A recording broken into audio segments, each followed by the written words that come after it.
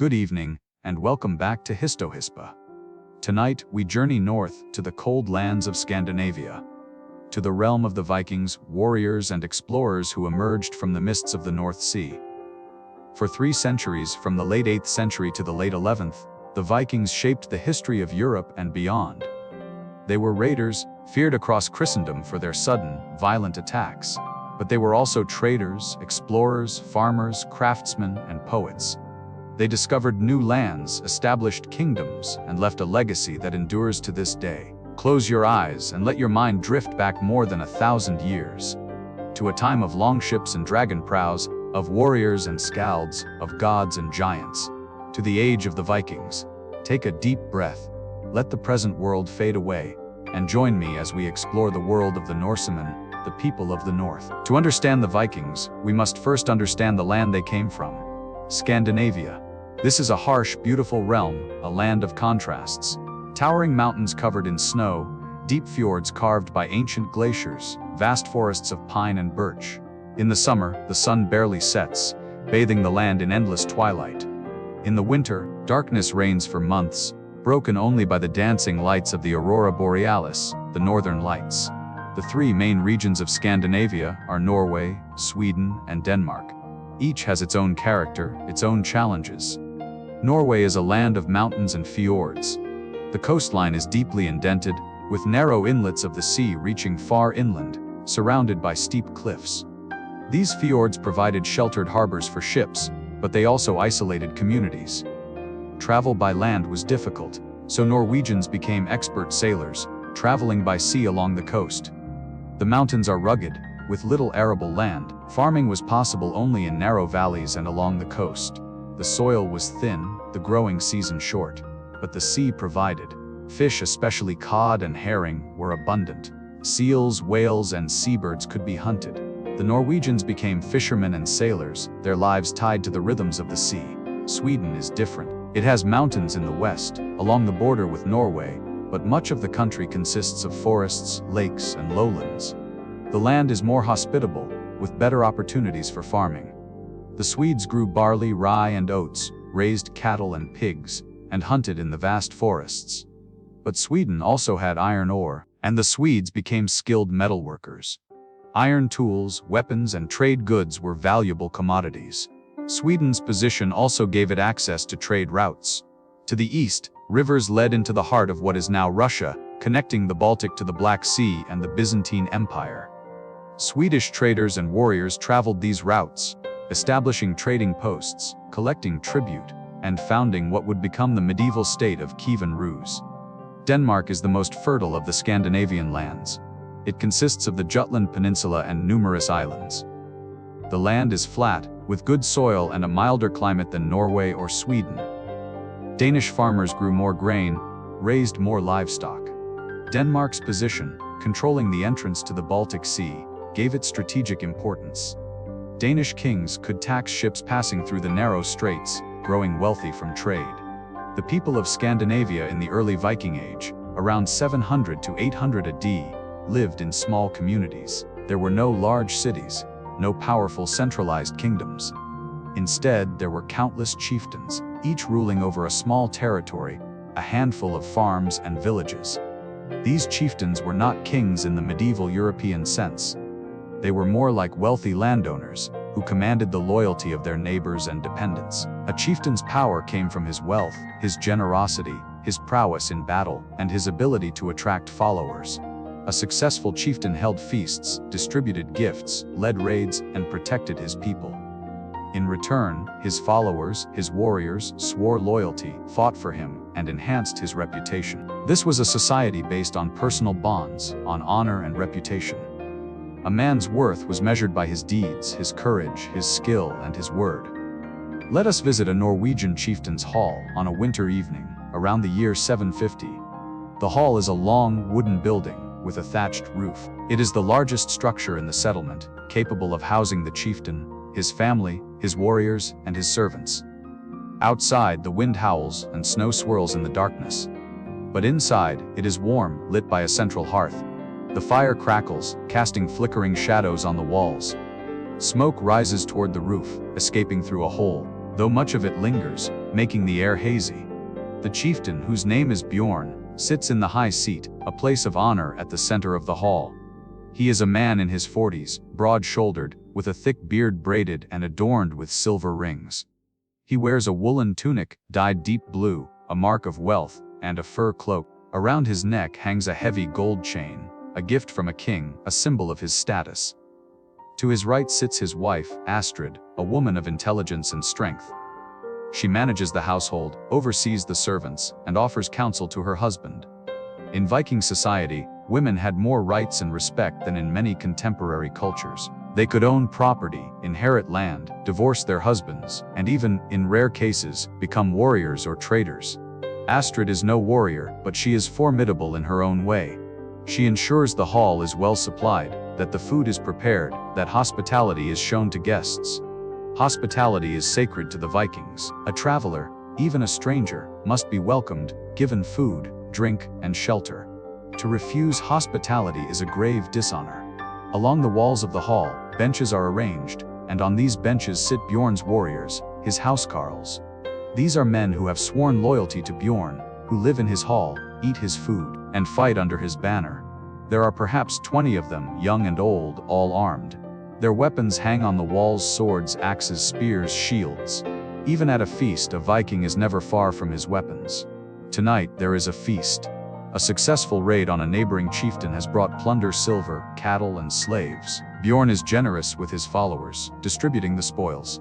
The tables are laden with food. Roasted meat, pork, mutton, and venison. Fish smoked and salted. Bread made from barley, dense and dark. Butter, cheese made from goat's milk. And ale brewed from barley and honey, served in drinking horns. Mead, a stronger drink made from fermented honey, is reserved for special occasions, and tonight qualifies. The warriors eat heartily, talking, laughing, boasting. They tell stories of past exploits, of battles won, of enemies defeated. Reputation is everything, and these stories, repeated and embellished, build a man's fame. One warrior, a young man named Harold, stands and recites a poem. He is a skald, a poet, trained in the complex art of Norse verse. His poem praises Bjorn, recounting his bravery, his wisdom, his generosity. The language is rich, filled with kennings, metaphorical phrases. The sea is called the whale road. A sword is the wound serpent. Battle is the clash of shields. The skald's words weave a spell, transforming the ordinary into the heroic. The warriors listen, nodding, appreciating the craft. When the skald finishes, Bjorn rewards him with a silver arm ring taken from the recent raid. The skald accepts it, bowing, and the warriors cheer. As the night deepens, the drinking continues. Horns are refilled again and again. The warriors become louder, more reckless in their boasts. They challenge each other to contests: arm wrestling, riddles, tests of strength. Some arguments break out over slights real or imagined, but Bjorn intervenes, calming tempers. A fight in the hall would dishonor everyone. Eventually, the fire burns low. The warriors, sated and drunk, lie down on the benches, wrapping themselves in furs and cloaks. Bjorn and Astrid retire to a partitioned area at the end of the hall, a semblance of privacy. The hall grows quiet, filled with the sound of snoring, the crackle of embers, the whistle of the wind outside. This is the world of the Vikings, a world of close-knit communities, of loyalty and honor, of feasting and fighting.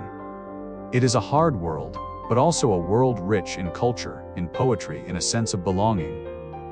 But this world was about to change. The Vikings were about to burst onto the wider stage of history, and Europe would never be the same. The Viking Age is traditionally said to have begun on June 8, 793. On that day, Vikings attacked the monastery of Lindisfarne, a small island off the northeast coast of England. Lindisfarne was a holy place, home to a community of monks who lived lives of prayer and scholarship. The monastery had been founded in the 7th century by Saint Aidan, and it was renowned for its learning and piety. The monks illuminated manuscripts, educated the children of nobles, and preserved Christian knowledge. They lived peacefully, isolated, protected not by walls or warriors, but by the sanctity of their calling. No one expected an attack, but on that June morning, the peace was shattered. Dragon-prowed ships appeared off the coast, their sails filled with wind. They beached on the shore, and out poured warriors, Vikings. They were armed with swords, axes, and spears. They wore leather and mail, carried round shields. They moved quickly, with purpose. The monks, unarmed and unprepared, had no chance. The Vikings burst into the monastery. They killed monks who resisted, though most did not. They seized the monastery's treasures, gold and silver altar vessels, jeweled reliquaries, illuminated manuscripts. They looted the storerooms, taking food, drink, and anything of value. They set fire to buildings, and they took captives, monks who could be sold as slaves. The attack was over in hours. The Vikings returned to their ships, laden with plunder, and sailed away. Behind them, Lindisfarne burned. The survivors, in shock, mourned their dead, tended the wounded, and tried to comprehend what had happened. News of the attack spread across Europe. The scholar Alcuin, an Englishman living at the court of Charlemagne, wrote a letter expressing his horror. "Never before has such terror appeared in Britain, as we have now suffered from a pagan race," he wrote. "The church of St. Cuthbert is spattered with the blood of the priests of God, despoiled of all its ornaments." The raid on Lindisfarne was not the first Viking attack. There had been earlier raids, on the coast of England and on the Frankish Empire. But Lindisfarne was different. It was a sacred site, and its violation shocked Christendom. It announced that a new force had emerged, one that did not respect the church, the old rules, the established order. Why did the Vikings begin raiding?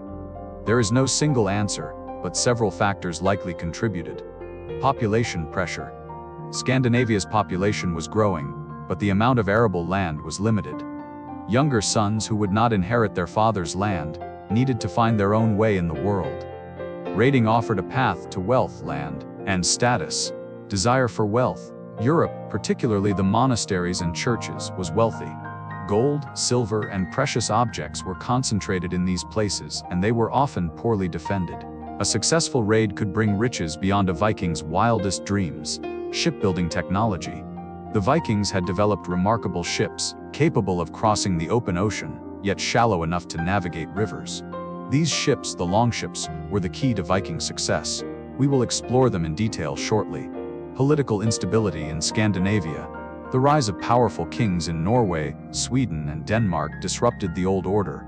Some Vikings, unwilling to submit to royal authority, chose to leave, seeking freedom and opportunity abroad. A warrior culture. Viking society valued bravery, martial skill, and the pursuit of glory. Raiding was not just about wealth, it was about proving oneself, earning fame, and achieving a reputation that would outlive death.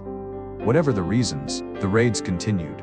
After Lindisfarne, Vikings attacked other monasteries, Jarrow, Iona monasteries in Ireland and Francia. They targeted churches, towns, and isolated farmsteads. Their attacks were swift, brutal, and effective. The Vikings had several advantages. Surprise. They struck without warning, appearing suddenly from the sea or from rivers. Defenders had little time to prepare. Mobility. Their ships allowed them to move quickly, to strike and then disappear before reinforcements could arrive. They could navigate shallow rivers, reaching far inland, places that seemed safe from seaborne attack. Ferocity. The Vikings were skilled warriors, trained from youth. They fought with axes, swords, and spears, and they were fearless. Their reputation for savagery often caused defenders to flee without fighting. But the Vikings were not mindless berserkers. They were intelligent, strategic, and opportunistic. They gathered intelligence, learning which targets were wealthy and poorly defended. They adapted their tactics, using siege techniques when necessary, negotiating when it suited them. And they were not just raiders. As the Viking Age progressed, they became settlers, traders, and rulers. But in the early years, in the late 8th and early 9th centuries, they were primarily raiders, and Europe trembled before them. A prayer said to have been uttered in churches across Europe captures the fear from the fury of the Northmen. "O Lord, deliver us." Let us pause for a moment and consider what a Viking raid must have felt like. Imagine you are a monk, living in a small monastery on the coast of Ireland. Your days are filled with prayer, with copying manuscripts, with tending the garden. It is a peaceful life, predictable, safe. One morning, you are in the chapel, singing matins, the early morning prayers. Suddenly you hear shouting. You step outside and see, to your horror, strange ships pulled up on the beach. Men, armed and fierce, are running toward the monastery. You have no weapons, no training. You freeze, not knowing what to do. The Vikings burst through the gate. They are shouting in a language you do not understand. One of your brothers, the abbot, steps forward, trying to reason with them, to appeal to their mercy. They strike him down. Panic seizes you. You run, trying to reach the woods, but a Viking catches you. He grabs you by the collar, pulls you to the ground. You expect to be killed, but instead, he binds your hands. You are a captive now, a slave. You watch as the Vikings loot the chapel, taking the silver chalice, the golden cross, the reliquary containing the saint's bones. They laugh, dividing the spoils. They set fire to the chapel, the scriptorium, the library. Years of work, centuries of accumulated knowledge gone in minutes. You and the other surviving monks are herded onto the ships. You sail for days, terrified, hungry, sick. Eventually, you reach a foreign land, a Viking settlement. You are sold to a chieftain. You will spend the rest of your life as a slave, working the fields, tending animals, far from home, with no hope of return. This was the fate of thousands during the Viking Age. The raids brought wealth to the Vikings, but they brought suffering to their victims. Towns and villages were destroyed, populations displaced, cultures disrupted. But as we will see, the story of the Vikings is more complex than simple destruction. They were also builders, creators, explorers. They founded cities, established trade networks, and left a cultural legacy that endures. But first, we must understand their greatest tool, the key to their success, the longship. The Viking longship is one of the most iconic images of the Middle Ages. Sleek, fast, beautiful, and deadly. These ships allowed the Vikings to travel farther, faster, and more flexibly than any of their contemporaries. They were the key to Viking expansion, enabling raids, exploration, and settlement across vast distances. Let us examine the longship in detail, understanding how it was built, how it worked, and why it was so effective. The design of the longship was the result of centuries of development. The Scandinavians had been building boats for thousands of years, adapting their designs to the harsh conditions of the North Sea and the Baltic.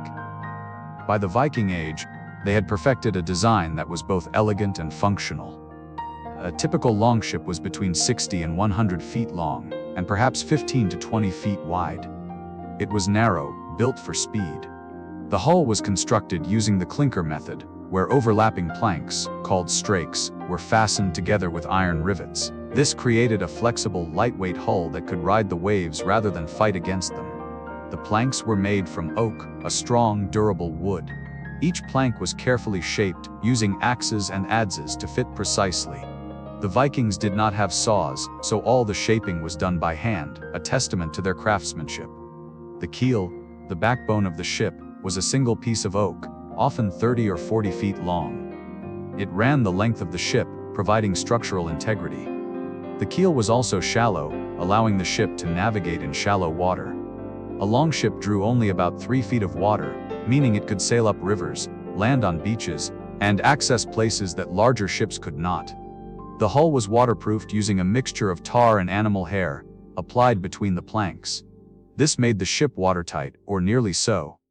Some water always seeped in, so the crew had to bail regularly, using wooden buckets. The ship had a single mast, made from a tall, straight pine tree. The mast was mounted in a large block of wood called the mast fish, which allowed it to be raised and lowered. This was important because Viking ships often had to navigate under low bridges or through shallow waters where a tall mast would be a hindrance. The sail was made from wool, woven tightly and often dyed in bright colors or decorated with patterns. A large sail could be 30 or 40 feet wide, and it required a lot of wool. Estimates suggest that a single sail might require wool from 200 sheep, a significant investment. The sail was square, rigged to a horizontal yard. By adjusting the angle of the yard and the tension of the ropes, the sailors could catch the wind from different directions.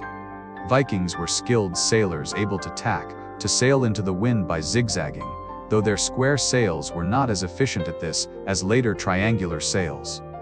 When the wind was favorable, a longship could travel at speeds of 15 knots or more, faster than most contemporary vessels. But the Vikings did not rely solely on the wind. Their ships also had oars, many of them. A typical longship had between 20 and 40 oars, depending on its size. Each oar was manned by a single rower, seated on a sea chest, that also served as storage for his belongings. The oar ports, the holes through which the oars passed, could be closed with wooden shutters when not in use, preventing water from entering. Rowing a longship required coordination and endurance. The rowers worked in unison, pulling to the rhythm of a chant or the beat of a drum. In calm waters or narrow rivers, oars provided propulsion and maneuverability. The combination of sail and oar gave the longship extraordinary versatility. It could cross the open ocean, powered by the wind, and then row up a river, penetrating deep into enemy territory. It could beach on a shore, allowing warriors to disembark quickly, and then be pushed back into the water and rowed away.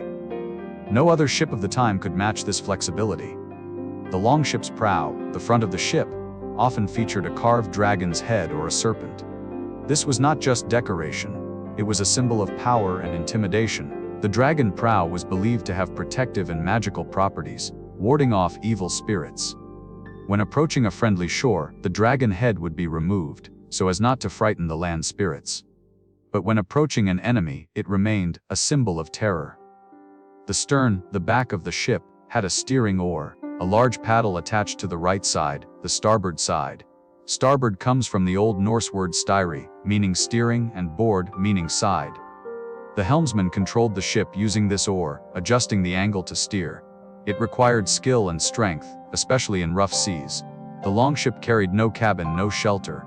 The crew slept on deck, wrapped in furs and cloaks, exposed to the elements. In bad weather, they might stretch a canvas over the deck for some protection, but conditions were harsh. Long voyages were tests of endurance. The crew ate dried fish, salted meat, flatbread, and drank water or weak ale.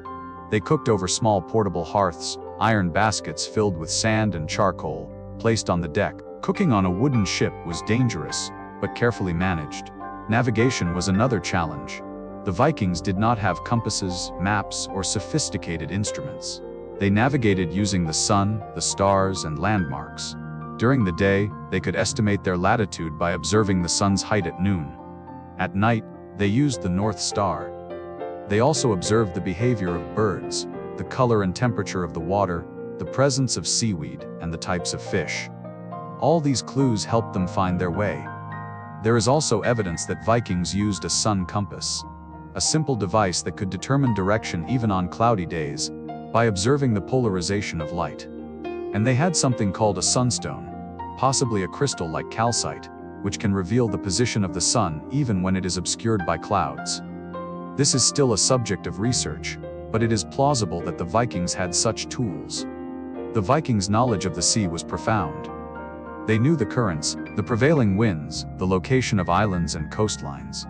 This knowledge was passed down orally, from generation to generation, in stories, poems, and sailing directions. Building a longship was a communal effort, a demonstration of a community's wealth and skill. It required timber, iron for rivets, wool for sails, rope, and countless hours of labor. A chieftain who could commission a longship demonstrated his power and his ability to command resources and loyalty. The completed ship was a source of pride, often given a name. Names like Long Serpent, Raven of the Wind, Wave Steed.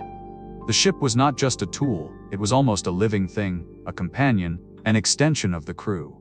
Let us imagine a voyage, to understand what it was like to sail a longship. It is spring, around the year 850. A chieftain named Eric has decided to lead a raid on the coast of England. He has gathered a crew of 50 men, warriors and sailors, all experienced, all eager for plunder and glory. The longship, called Sea Wolf, is pulled down to the beach. Supplies are loaded: weapons, food, water, spare ropes and sails. The men push the ship into the water, wade out and clamber aboard. Eric takes his place at the stern, hand on the steering oar.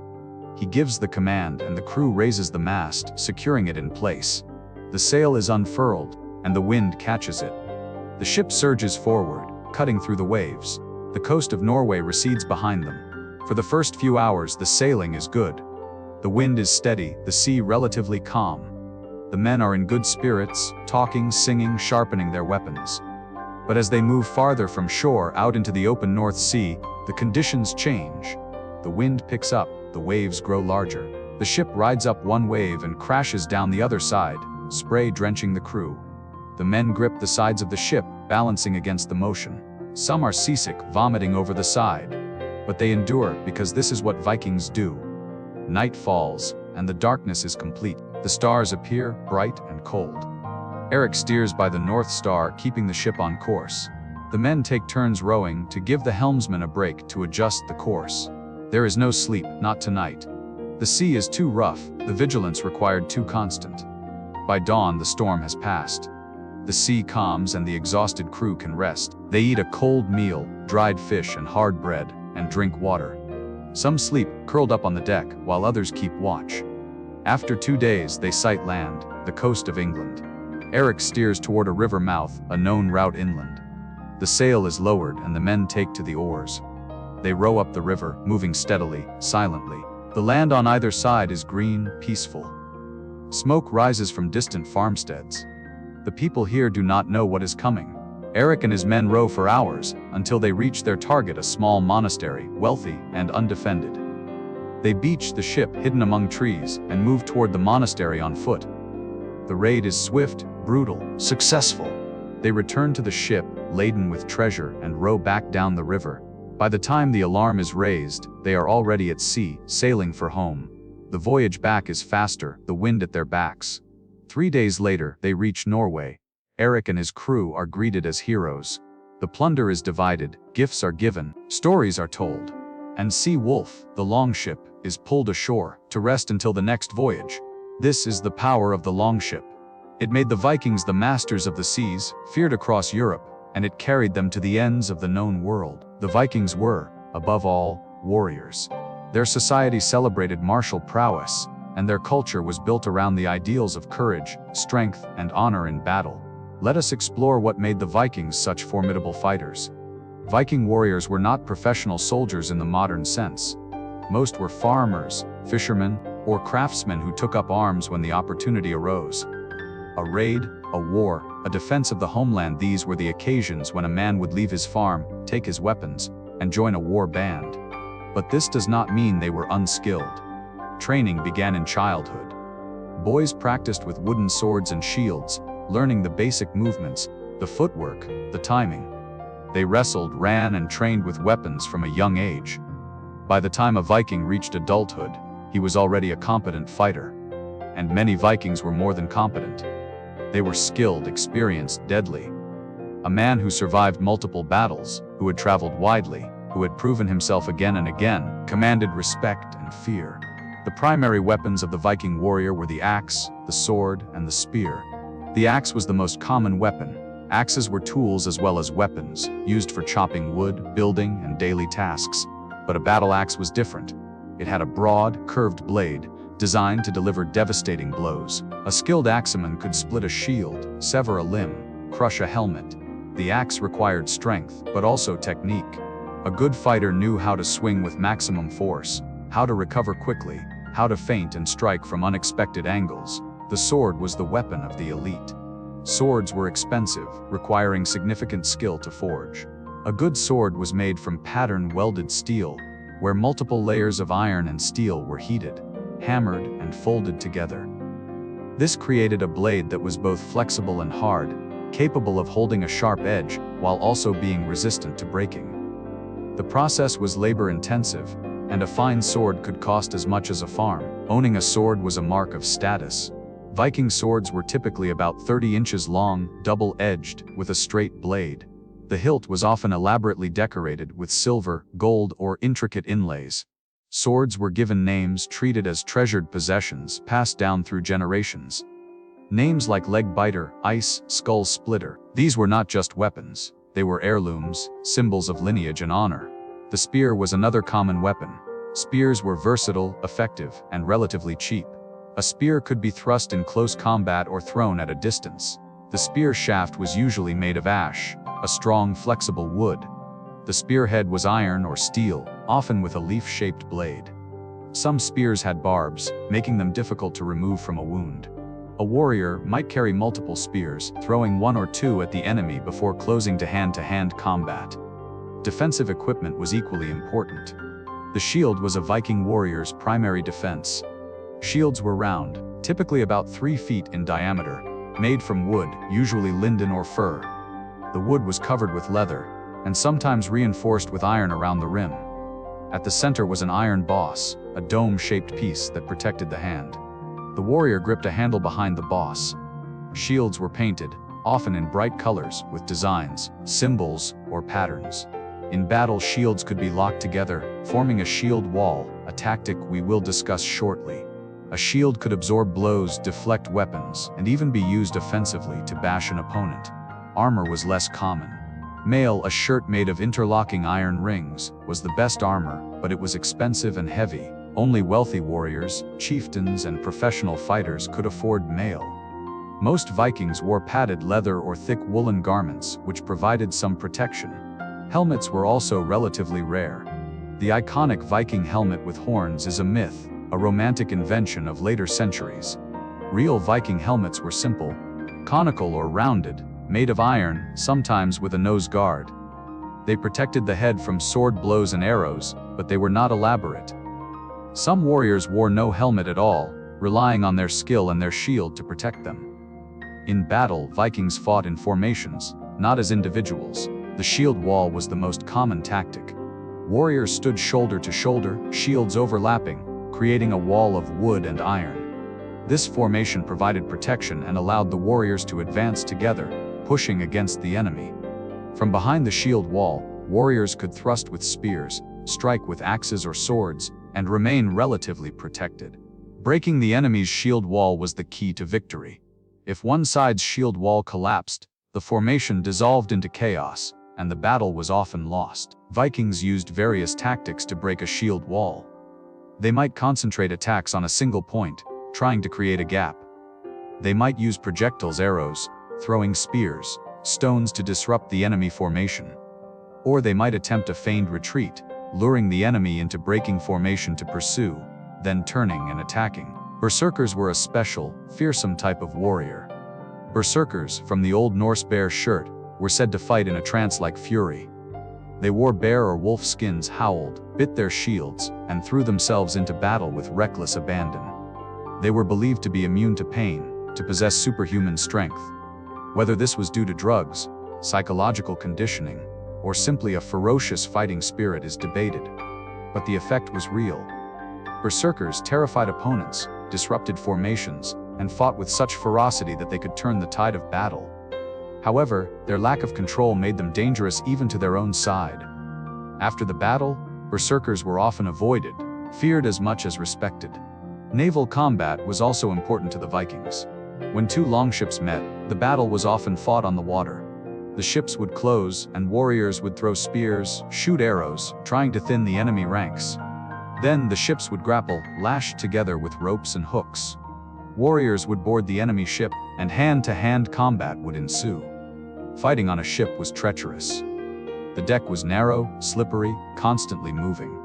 A misstep could send a man overboard, and falling into the sea in armor meant almost certain death.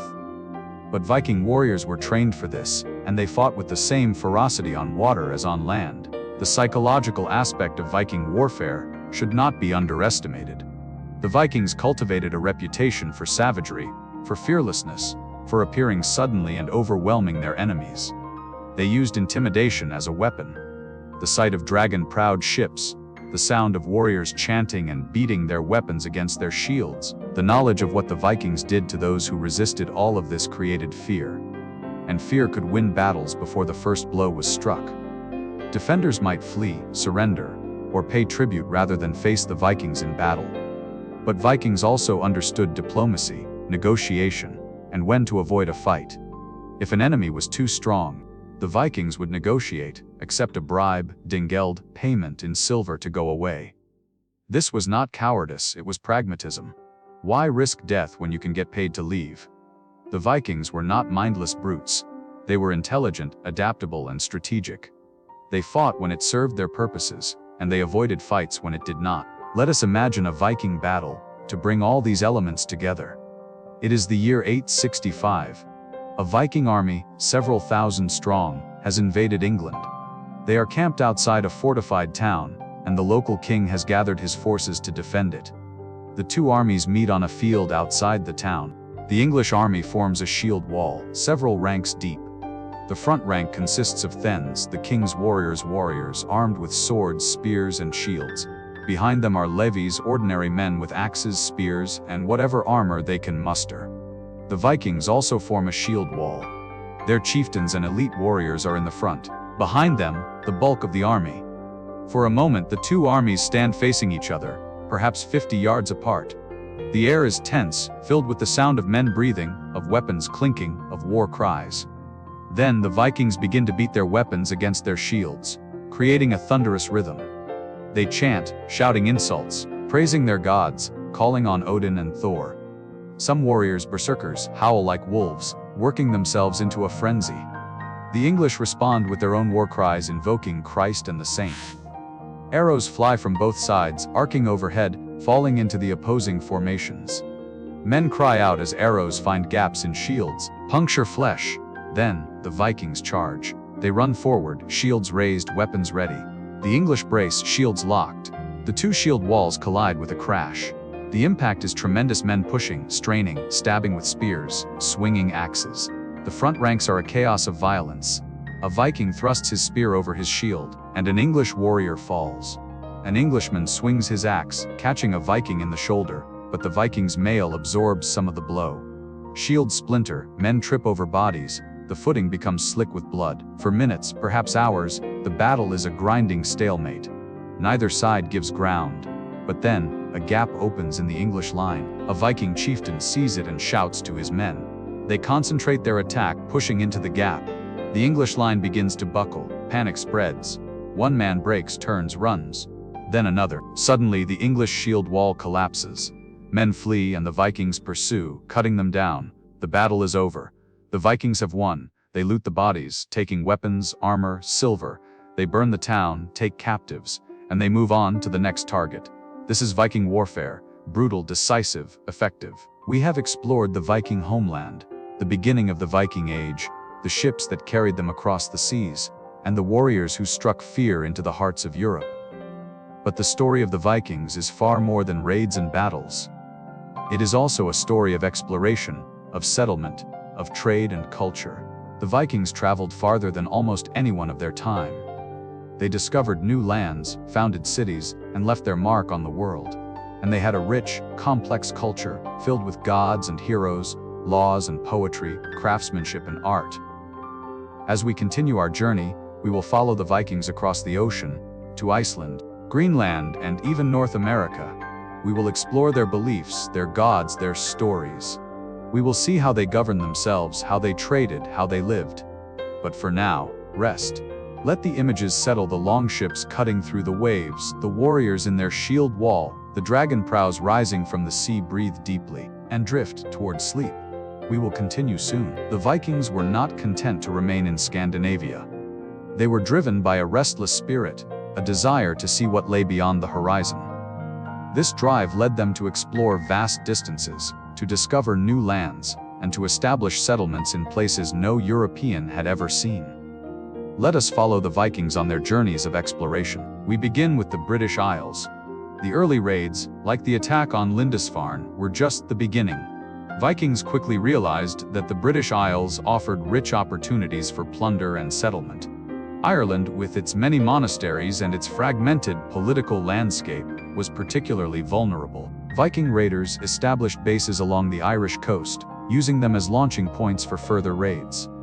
Over time, these bases grew into permanent settlements. Dublin, founded by Vikings around 841, became a major trading center. Other Viking towns included Waterford, Wexford, Cork, and Limerick. The Vikings in Ireland were not just raiders. They became traders, craftsmen, and eventually, they intermarried with the Irish. Norse Gaelic culture emerged, a blend of Viking and Irish traditions. In England, the Vikings had an even greater impact. In 865, a massive Viking army, called the Great Heathen Army, invaded England. This was not a raiding party but an army of conquest, thousands strong, led by the legendary sons of Ragnar Lothbrok, Evar the Boneless, Halfdan, and Ubba. Over the next decade, they conquered most of England. The kingdoms of Northumbria, East Anglia, and Mercia fell. Only Wessex in the south held out, led by King Alfred, who would come to be known as Alfred the Great. Alfred fought a desperate struggle against the Vikings. He was defeated, forced into hiding in the marshes of Somerset. But he rallied, gathered an army, and in 878, won a crucial victory at the Battle of Edington. Alfred and the Viking leader, Guthrum, negotiated a treaty. England was divided.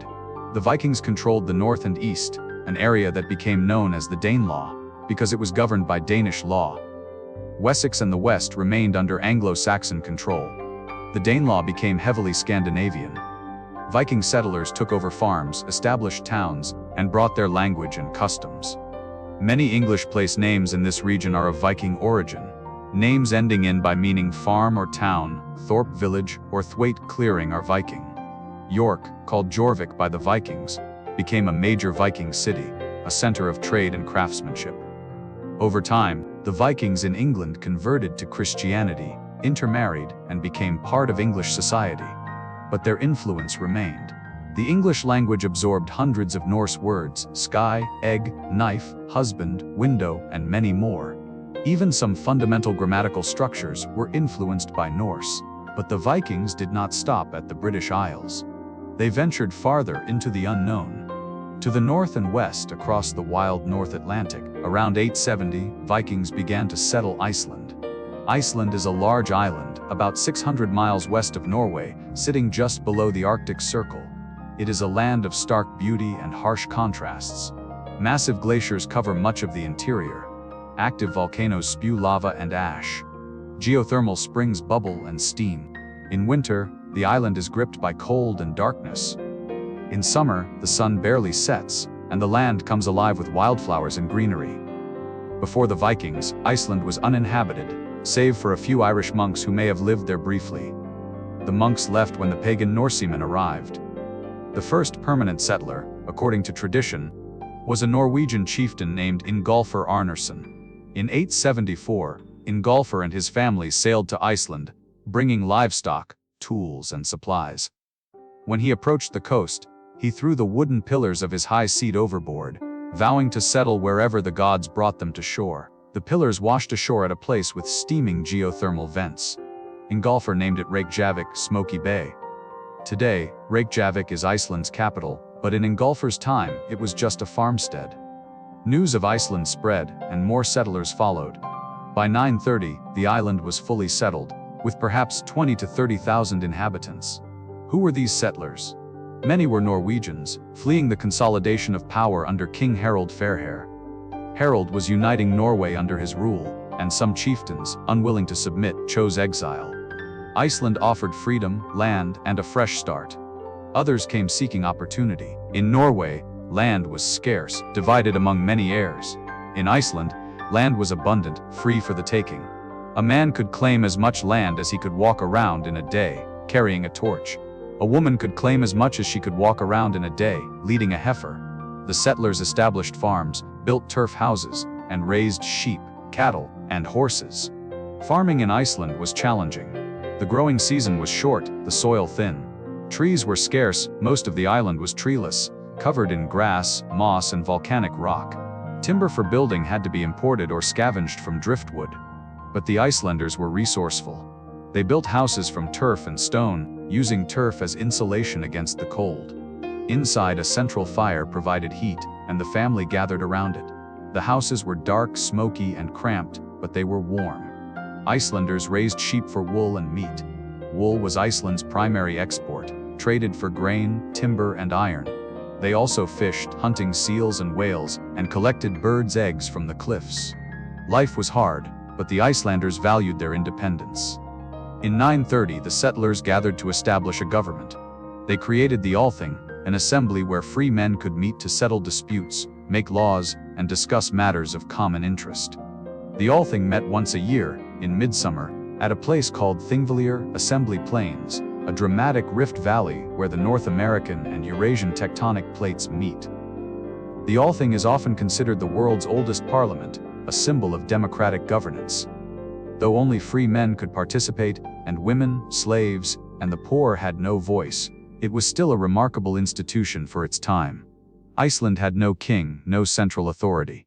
Instead, power was distributed among chieftains, called Gathar, who led local communities. Disputes were settled through negotiation, arbitration, or, if necessary, feuds. Feuds were a serious matter. If a man was wronged, if he was injured, if his property was stolen, If his honor was insulted, he was expected to seek compensation or revenge.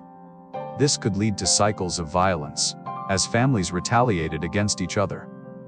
The Althing provided a legal framework to resolve disputes peacefully, but it was not always successful. Some feuds lasted for generations, inspiring sagas, long narrative stories that are among the masterpieces of medieval literature. The Icelandic sagas, written down in the 13th century but recounting events from the Viking Age, are invaluable sources. They tell of heroes and villains, of love and betrayal, of feuds and reconciliations. They give us vivid portraits of Viking life, though we must remember they were written centuries after the events they describe. The sagas include Engjal's Saga, Egil's Saga, and Laxdæla Saga, among many others. They are filled with memorable characters. Egil Skallagrimsson, a warrior poet, ugly but brilliant, composing verses even as he fought. Engjal Thorgeirsson, a wise but tragic figure, burned alive in his home by his enemies. Gudrun Osvafarsdóttir, a strong-willed woman whose loves and losses drive much of Laxdæla Saga. These sagas were not just entertainment. They preserved history, taught moral lessons, and reinforced cultural values. Iceland also became a center of learning. Icelanders were highly literate by medieval standards. They wrote extensively, preserving not just the sagas but also poetry, histories, and legal texts. The Prose Edda and the Poetic Edda, collections of Norse mythology and heroic poetry, were compiled in Iceland. These texts are our primary sources for understanding Viking religion and mythology. Without Icelandic scholars, much of Norse culture would have been lost. Iceland converted to Christianity around the year 1000. The conversion was peaceful, decided by vote at the Althing. The Icelanders, pragmatic as always, recognized that remaining pagan isolated them from Christian Europe and jeopardized trade. But the transition was gradual. Old beliefs persisted, especially in private. Some Icelanders continued to worship the old gods, to practice blot, sacrificial rituals, and to consult Völvas, seeresses. Over time, Christianity became dominant, and Iceland produced bishops, saints, and scholars. But the memory of the pagan past remained, preserved in the sagas and poems. Life in Iceland was isolated. The island was remote, weeks away from Norway by ship. Communication with the outside world was limited, but Icelanders did not lose their adventurous spirit. Some sailed farther west, seeking new lands, and they found them. Around 985, a Norwegian named Eric the Red was exiled from Iceland. Eric had a violent temper. He had been involved in killings, feuds, and was declared an outlaw. Banished for 3 years, Eric decided to explore rumors of a land to the west. Irish sailors had spoken of it, and some Icelanders had glimpsed it from a distance. Eric outfitted a ship and sailed west into the unknown. After days at sea, he sighted land, a massive, forbidding coastline covered in ice. This was Greenland. Eric sailed along the coast, seeking a place to settle. The east coast was inhospitable, locked in ice. But when he rounded the southern tip and sailed up the west coast, he found fjords, sheltered valleys, and grass. It was still harsh, far colder than Iceland, but it was habitable. Eric spent 3 years exploring, claiming land and planning. When his exile ended, he returned to Iceland. He needed settlers, and to attract them, he needed a compelling name. So he called the new land Greenland, emphasizing the green valleys, downplaying the ice. It was marketing, and it worked. In 985, Eric led an expedition of 25 ships, carrying several hundred settlers, livestock, and supplies. Not all the ships made it. Some turned back, some were lost to storms. But 14 ships reached Greenland, and the Norse settlement began. The settlers established 2 main communities, the eastern settlement, near the southern tip, and the western settlement, farther up the coast.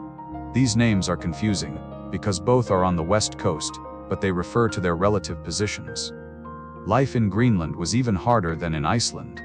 The climate was colder, the growing season shorter.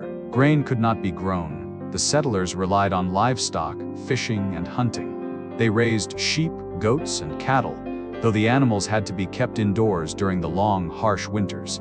They hunted seals, walruses, and caribou. Walrus ivory was valuable, traded to Europe for goods the Greenlanders could not produce themselves. The settlers built farms in the sheltered valleys, using turf and stone.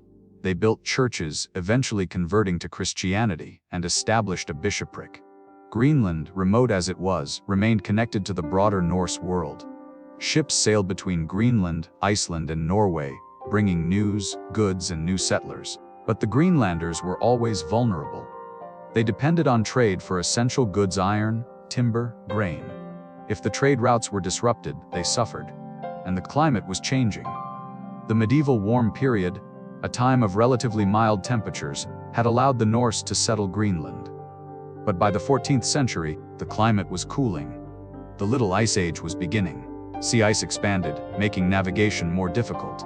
Summers became shorter, winters harsher. Farming became nearly impossible. The Greenland settlements struggled.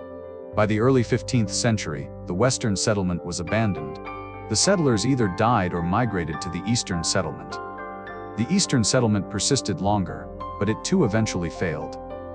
By the late 15th century, it was gone. Why the Norse Greenland colonies collapsed is still debated. Climate change was certainly a factor. But other issues contributed: economic isolation, inability to adapt to changing conditions, conflicts with the Inuit, who were better adapted to the harsh environment. The last written record from Norse Greenland is a marriage certificate from 1488. After that, silence. When European explorers returned to Greenland in the 16th century, they found ruins, empty farms, and no trace of the Norse. It was as if they had vanished. But during their time, the Greenlanders achieved something remarkable. From Greenland, they launched expeditions even farther west, to a land they called Vinland, North America. Around the year 1000, a Viking named Leif Erikson sailed west from Greenland. Leif was the son of Eric the Red, born in Iceland, raised in Greenland. He had heard tales from a merchant named Bjarni Herjolfsson, who had been blown off course and sighted land to the west of Greenland. Bjarni had not landed, but his stories intrigued Leif. Leif bought Bjarni's ship, gathered a crew of 35 men, and set sail. They followed Bjarni's route, sailing south and west. First, they reached a barren, rocky land, which Leif named Helgeland, Slab Land. This was probably Baffin Island, in what is now Arctic Canada. They did not linger. Continuing south, they reached a forested land, which Leif named Markland, Woodland. This was likely Labrador, the northernmost part of the Canadian mainland. Still, they sailed on, seeking better lands. Finally, they reached a place with mild climate, grass, salmon in the rivers, and wild grapes growing. Leif named it Vinland, wine land, or possibly pasture land, depending on the interpretation of the Old Norse. This was somewhere on the coast of North America, perhaps Newfoundland, perhaps farther south. The exact location has been debated for centuries. Leif and his crew built houses, spent the winter, and explored the area. The weather was mild, the land fertile. They returned to Greenland the following summer, laden with timber and stories of the new land. Leif's discovery inspired other expeditions. His brother Thorvald led an expedition to Vinland and spent 2 years exploring. But Thorvald and his men encountered the indigenous people, whom the Norse called Skrælings. The identity of these people is uncertain. They could have been ancestors of the Inuit, or members of other indigenous groups. The encounter turned violent. In a skirmish, Thorvald was killed by an arrow. He was buried in Vinland, and his crew returned to Greenland. A few years later, a larger expedition was organized. A wealthy Icelander named Thorfinn Karlsefni, along with his wife Gudrid and about 160 men and women, sailed to Vinland. They intended to establish a permanent colony. The settlers built houses, farmed, and raised livestock. Gudrid gave birth to a son, Snorri, the first European child born in North America. For a time, the settlers traded with the Skrælings. The Norse offered red cloth and milk in exchange for furs. But tensions arose. A Viking bull escaped and frightened the Skrælings. Fighting broke out. The Skrælings attacked with bows and slings, and though the Vikings fought them off, it was clear that coexistence would be difficult. The Vikings were vastly outnumbered. The land was abundant, but without reinforcements, without support, the colony was untenable. After 3 years, Karlsefni and the settlers abandoned Vinland and returned to Greenland. There were other expeditions recorded in the sagas. Freydis, Leif's half-sister, led an expedition that ended in betrayal and murder, a dark episode that the sagas recount in gruesome detail. But no lasting Norse settlement was established in North America. For centuries, the Viking voyages to Vinland were considered myth. legend, exaggeration. But in the 1960s, archaeologists in Newfoundland, at a place called Alance aux Meadows, discovered the ruins of a Norse settlement. They found the remains of turf buildings, a smithy, iron nails, a spindle whorl, all consistent with Viking construction and artifacts. Radiocarbon dating confirmed the site was occupied around the year 1000.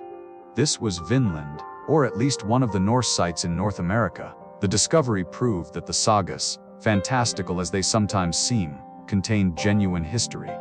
The Vikings had reached North America 500 years before Columbus. Why didn't the Vikings establish a permanent presence in North America? Several reasons. Distance.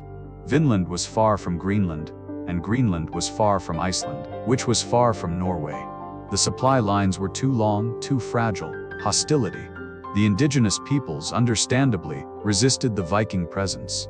The Vikings were skilled fighters, but they were outnumbered and isolated. Lack of support. The Norse communities in Greenland and Iceland were small, struggling. They could not send large numbers of settlers or soldiers to reinforce a distant colony.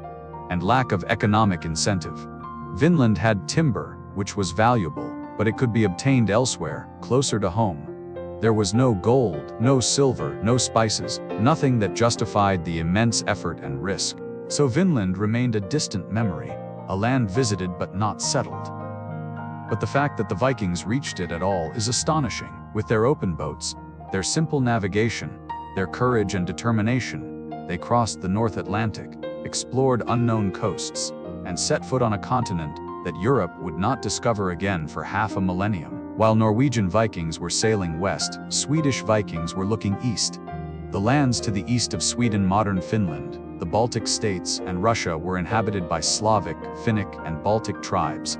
These lands were rich in furs, amber, honey, and slaves. And beyond them lay the great trade routes leading to the Byzantine Empire and the Islamic caliphates, sources of silver, silk, and spices. Swedish Vikings, often called Rus, began to penetrate these eastern lands in the 8th century. They traveled by river, using their shallow draft boats to navigate the complex network of waterways. The rivers of Eastern Europe, the Volga, the Dnieper, the Don, were highways leading south and east. The Rus established trading posts and fortified settlements along these rivers. They traded with the local tribes, offering weapons, tools, and cloth in exchange for furs and slaves. They also collected tribute, extracting payments from the tribes they dominated. Over time, some of these trading posts grew into towns. Novgorod in northwestern Russia became a major center. According to the Russian Primary Chronicle, a historical text written in the 12th century, the Slavic tribes of the region, tired of fighting among themselves, invited a Rus chieftain named Rurik to come and rule them. This account, called the Invitation of the Varangians, is likely simplified or mythologized, but it contains a kernel of truth. Scandinavian warriors and traders did establish themselves as an elite ruling class over the Slavic population. Rurik's successors, particularly Oleg and Igor, expanded their control, moving south along the Dnieper River. In 882, Oleg captured the city of Kiev, which became the capital of a new state, Kievan Rus. Kievan Rus was a federation of Slavic tribes and Scandinavian rulers. Over time, the Rus assimilated, adopting Slavic language and customs, intermarrying with the local population. But their origins remained Scandinavian, and they maintained connections with Sweden. The Rus traded extensively with the Byzantine Empire, based in Constantinople. Constantinople, also called Byzantium, was the richest city in Europe, a glittering metropolis of marble palaces, churches adorned with mosaics, and bustling markets. The Byzantines needed furs, slaves, honey, and wax, all of which the Rus could provide. In return, the Rus received silver, silk, wine, and luxury goods. The journey from Kiev to Constantinople was long and dangerous. The Rus would load their goods onto boats and travel down the Dnieper River. But the river had rapids, stretches where the water was too rough to navigate. At these points, the Rus had to unload their boats, carry them overland, and reload them beyond the rapids. This was backbreaking work, and it left them vulnerable to attack by the Pechenegs, a nomadic tribe that raided the river routes. But the rewards were great, and the Rus persisted. Some Rus also traveled the Volga River, which led to the Caspian Sea and the Islamic caliphates. Arab travelers like the chronicler Ibn Fadlan encountered the Rus and left detailed descriptions. Ibn Fadlan, writing in 922, described the Rus as tall, blonde, and heavily armed. He noted their hygiene practices, which he found lacking. They washed communally in a basin of water that became filthy. He also described their trading practices, their religious rituals, and a Viking funeral he witnessed. The funeral was elaborate. A chieftain had died, and his body was placed on a ship. Goods, weapons, food, and drink were placed with him. A slave girl volunteered, or was forced, to accompany him into the afterlife. She was dressed in fine clothes, given drink, and then ritually killed. Her body was placed on the ship with the chieftain. The ship was set alight, the flames consuming everything. The Rus believed that the smoke carried the dead to the afterlife, to the halls of the gods. Ibn Fadlan's account is one of the most vivid descriptions of Viking practices we have, though it must be read carefully, as he was an outsider, writing for an Arab audience. The Rus also served as mercenaries. The Byzantine emperors employed Varangian guards, elite soldiers recruited from Scandinavia and Kievan Rus. These warriors were renowned for their loyalty and ferocity. They served as the emperor's bodyguards, and they fought in Byzantine campaigns across the Mediterranean. One of the most famous Varangians was Harald Hardrada, who would later become King of Norway. Harald served in the Varangian Guard in the 11th century, fighting in Sicily, Bulgaria, and the Holy Land. He amassed a fortune and returned to Scandinavia a wealthy, experienced warrior.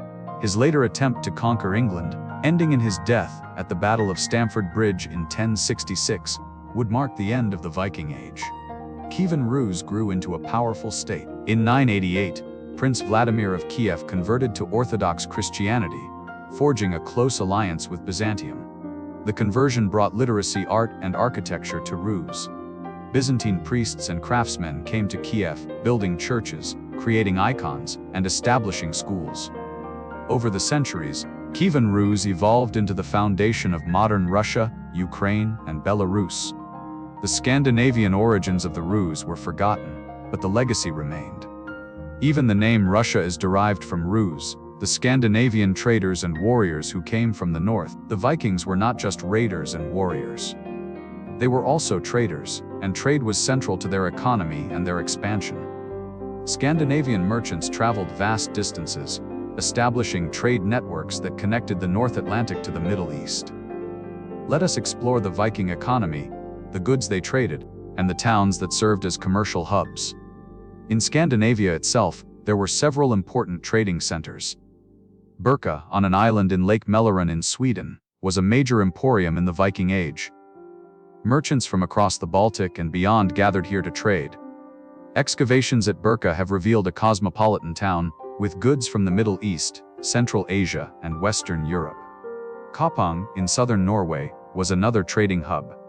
Hedeby, located in what is now northern Germany but then part of the Danish realm, was perhaps the most important Viking trading town. Hedeby sat at a strategic location, where goods traveling between the North Sea and the Baltic could be portaged across the narrow neck of the Jutland Peninsula. This saved merchants the dangerous journey around the northern tip of Denmark. Hedeby was a bustling, cosmopolitan place.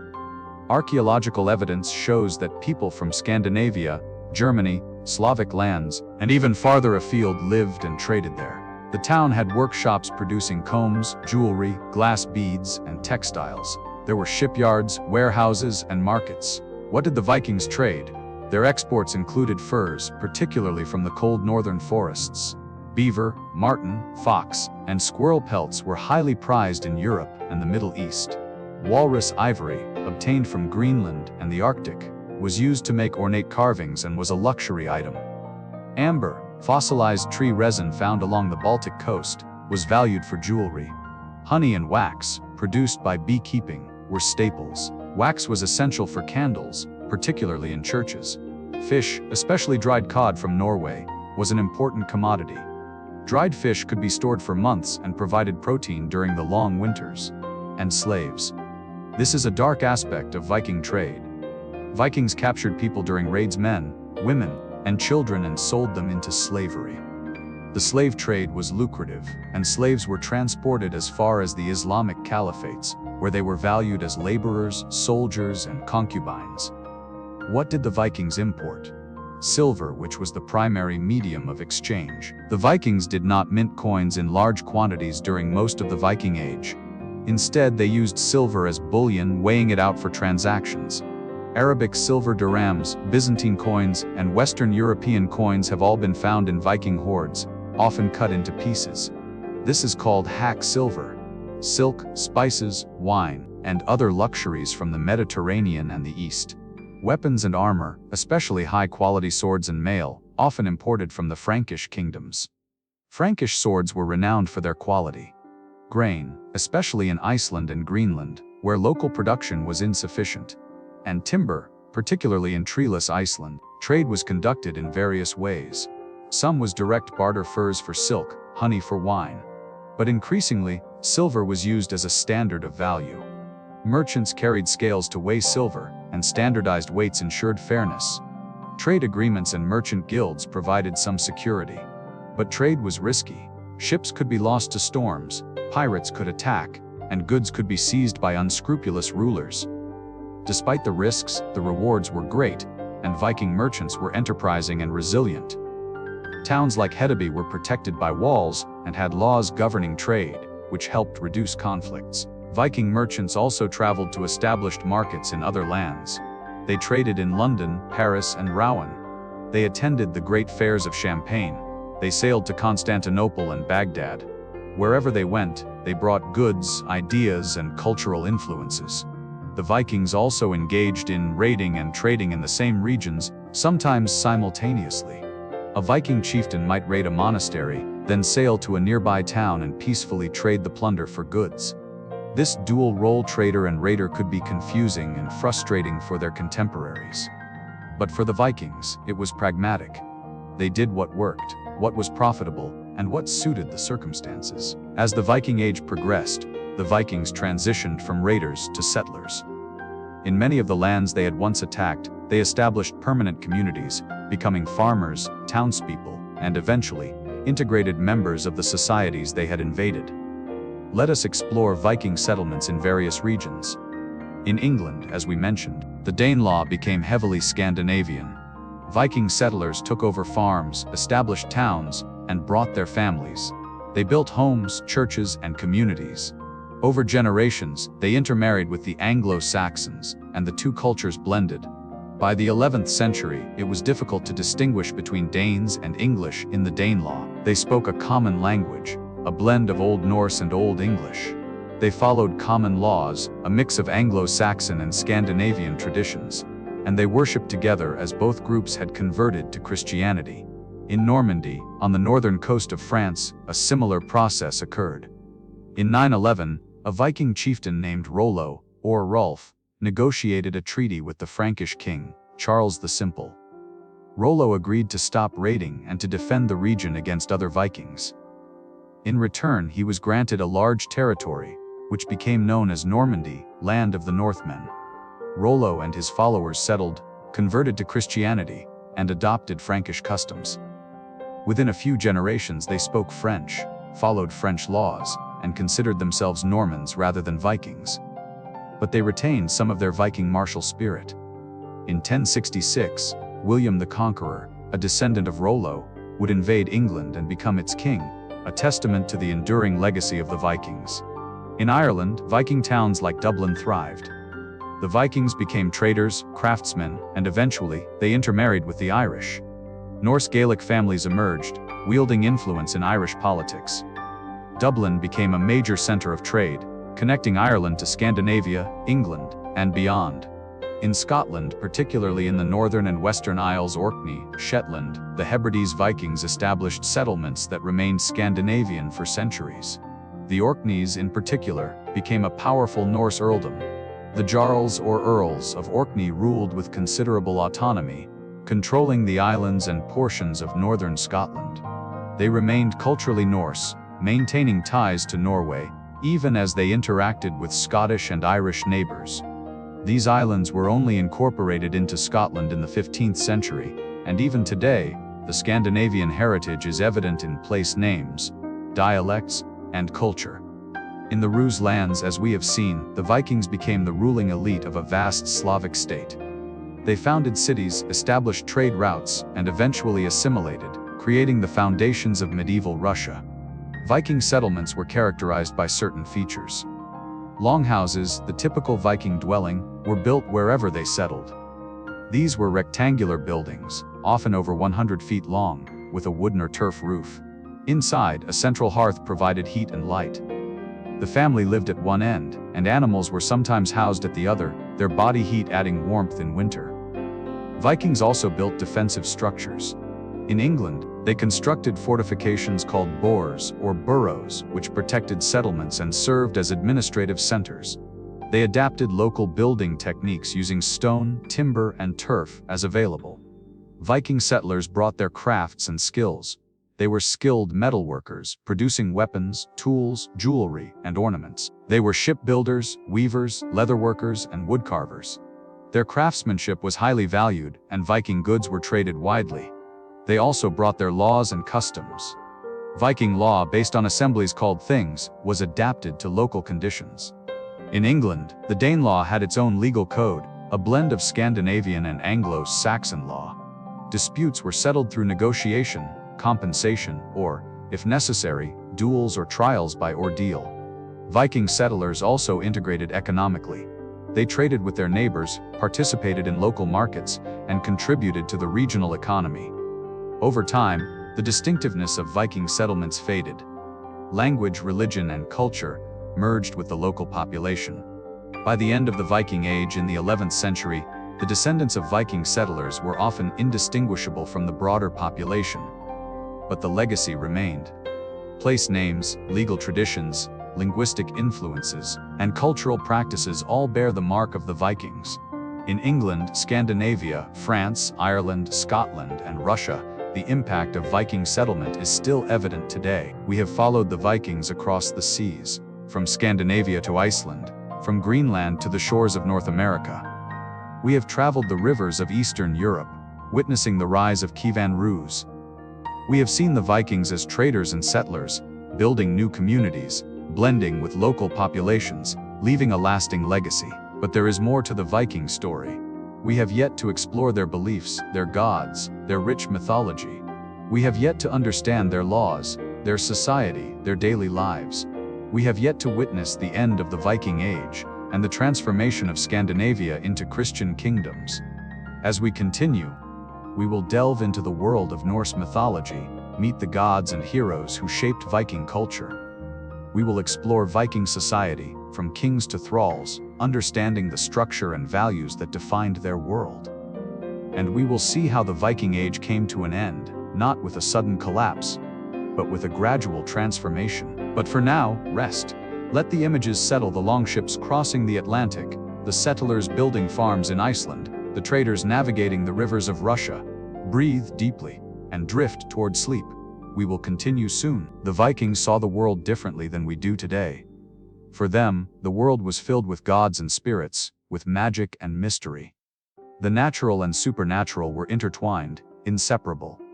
To understand the Vikings, we must understand their mythology, their beliefs about the cosmos, the gods, and the fate of all things. Let us begin with the Norse conception of the universe. The Vikings believed that the cosmos consisted of 9 worlds, all connected by Yggdrasil, the world tree. Yggdrasil was an immense ash tree, so vast that its branches reached the heavens and its roots delved into the underworld. The tree was the axis of the universe, holding all the worlds together. 3 great roots supported Yggdrasil. One root reached into Asgard, the realm of the Aesir, the principal gods. Another reached into Jotunheimr, the land of the giants. And the third reached into Niflheim, the realm of ice, mist, and the dead. At the base of each root was a well or spring. Beneath the root in Asgard was the well of Erd, tended by the Norns, the 3 sisters who controlled fate. Every day, the Norns would draw water from the well and pour it over Yggdrasil's roots, nourishing the tree. Beneath the root in Jotunheimr was Mimir's well, a source of wisdom and knowledge. Odin, the chief of the gods, sacrificed one of his eyes to drink from Mimir's well, gaining profound insight. and beneath the root in Niflheim was Hvergelmir, a roiling spring from which many rivers flowed. The world tree was home to many creatures. At the top, an eagle perched, surveying all the worlds. Between the eagle's eyes sat a hawk named Vethafurlnir.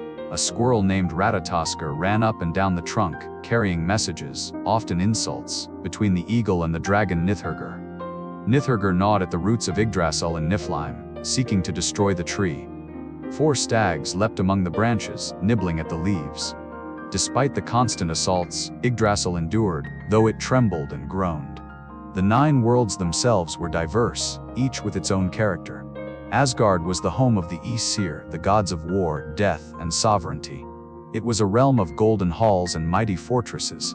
The most famous hall in Asgard was Valhalla, Odin's hall, where warriors slain in battle were brought by the Valkyries. Midgard was the world of humans, Middle-earth, the realm we inhabit.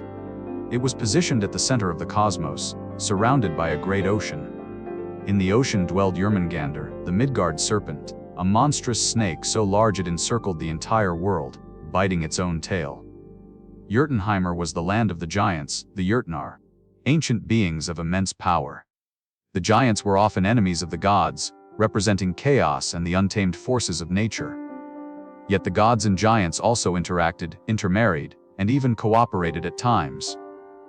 Vanaheim was the home of the Vanir, another group of gods associated with fertility, prosperity, and nature. The Aesir and Vanir had once fought a war, but eventually made peace and exchanged hostages. Freyr and Freyja, 2 of the most important Vanir, came to live in Asgard. Alfheim was the realm of the light elves, beautiful, radiant beings. Svartalfheim was the home of the dwarves, master craftsmen who lived underground, forging wondrous objects. Niflheim was the realm of ice, mist, and cold, a primordial world that existed before creation. Muspelheim was its opposite, a realm of fire and heat, ruled by the fire giant Surtur. And Helheim was the realm of the dead, ruled by Hel, a goddess who was half living, half corpse. Those who did not die in battle went to Helheim, a cold, shadowy place, though not necessarily a place of punishment. At the center of this cosmology were the gods. Let us meet them. Odin, called the All-Father, was the chief of the Aesir. He was the god of war, death, wisdom, poetry, and magic. Odin was a complex, enigmatic figure. He was a wanderer, often traveling in disguise, seeking knowledge. He sacrificed much for wisdom.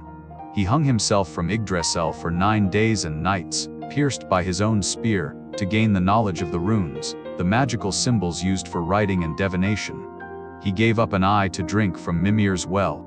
Odin was also a god of battle, and he decided who would win and who would die.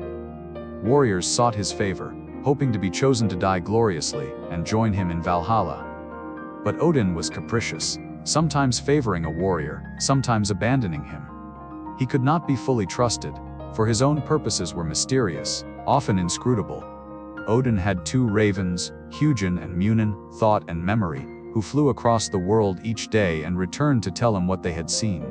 He rode an 8-legged horse named Sleipnir, the fastest steed in existence, and he wielded a spear named Gungnir, which never missed its mark. Thor, Odin's son, was perhaps the most beloved of the gods. He was the god of thunder, storms, strength, and protection. Thor was a warrior, but unlike his father, he was straightforward, honest, and fiercely loyal. He defended Asgard and Midgard from the giants, battling them with his mighty hammer, Mjolnir. Mjolnir was a powerful weapon forged by dwarves. When thrown, it would strike its target, and then return to Thor's hand. It could level mountains, and the sound of thunder was said to be the sound of Thor's hammer striking. Thor wore a belt that doubled his strength and iron gloves that allowed him to wield Mjolnir.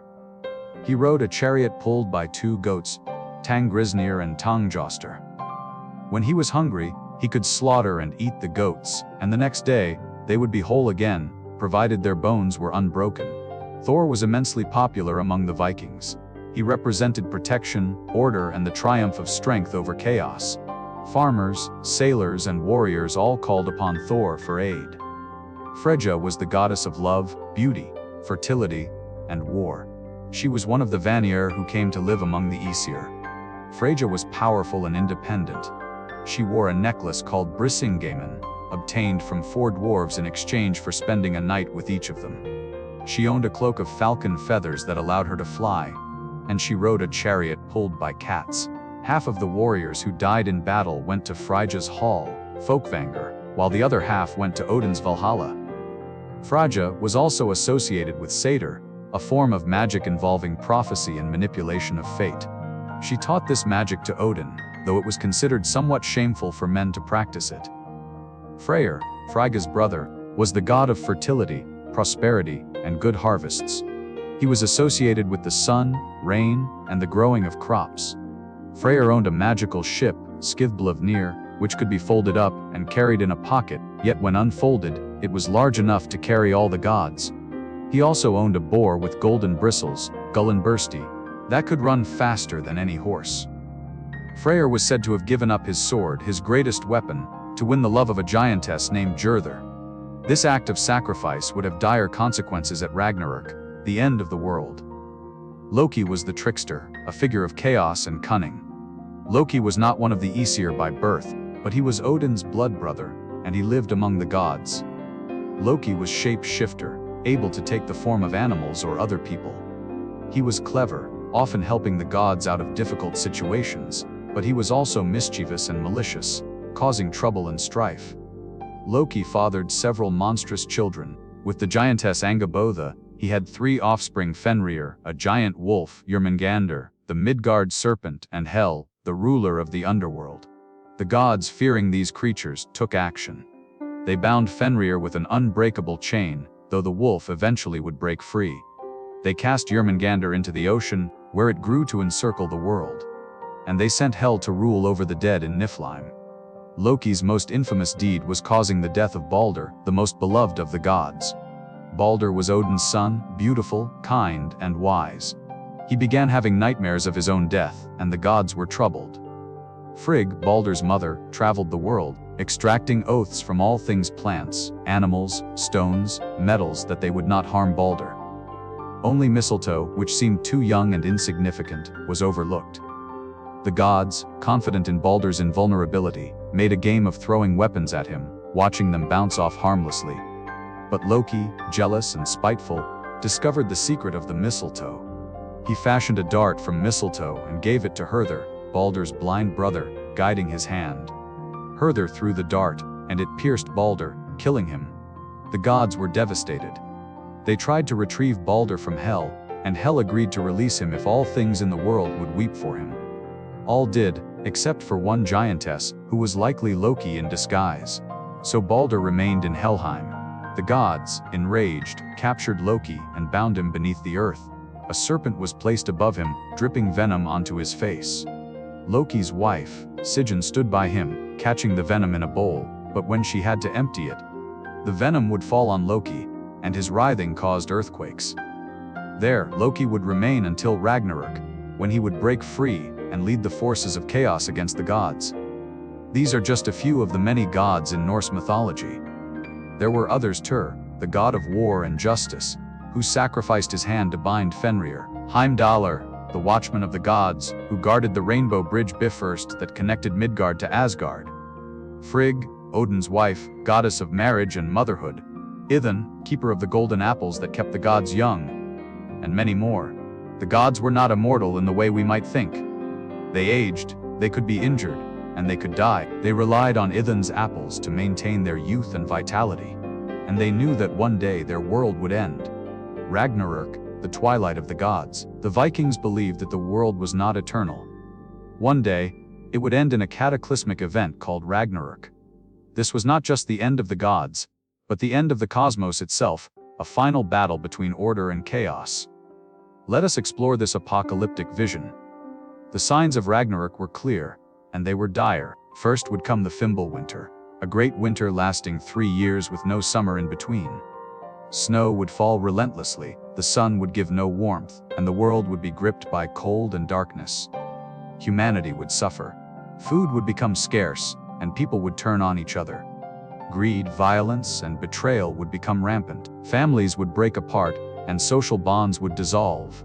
It would be a time of moral collapse, where honor and kinship meant nothing. During this time, the wolf Skurl, who had always chased the sun across the sky, would finally catch and devour it. Another wolf, Hati, would devour the moon. The stars would disappear, and the world would be plunged into darkness. Then, the great wolf Fenrir would break free from his chains. The gods had bound him with Gleipnir, a magical fetter made by the dwarves from impossible things, the sound of a cat's footsteps, the beard of a woman, the roots of a mountain, the sinews of a bear, the breath of a fish, and the spittle of a bird. But at Ragnarök, even Gleipnir would fail. Fenrir would roam free, his jaws so wide that the upper jaw touched the sky and the lower jaw touched the earth. Jörmungandr, the Midgard serpent, would rise from the ocean. Thrashing and coiling, it would create massive tidal waves, flooding the lands. Its venom would poison the sky. Loki, too, would break free from his bonds beneath the earth. He would rally the forces of chaos, the giants, the dead from Helheim, and monstrous beings. From Muspelheim, Surtur the fire giant would come, wielding a flaming sword brighter than the sun. As he rode, the rainbow bridge Bifrost would shatter under his weight. The army of chaos would march toward Asgard, toward the final battle. Heimdallr the watchman would sound his horn, Gjallar horn, a blast so loud it would be heard across all the 9 worlds. This would be the call to arms, summoning the gods and the warriors of Valhalla. The Einherjar, the warriors who had died in battle and been brought to Valhalla, would don their armor, take up their weapons, and march out alongside the gods. There were thousands of them, heroes from across the ages, chosen by Odin for this very moment. The two sides would meet on a vast plain called Vigridr. And there, the final battle would commence. Odin would face Fenrir. The All-Father, wise and powerful, would fight the monstrous wolf. But Fenrir was mighty, and Odin's spear and wisdom would not be enough.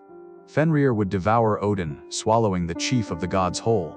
But Odin's son, Vidar, would avenge his father. Vidar would step forward, place his foot on Fenrir's lower jaw, and with his hands, tear the wolf's jaws apart, killing the beast. Thor would confront Jörmungandr, his ancient enemy.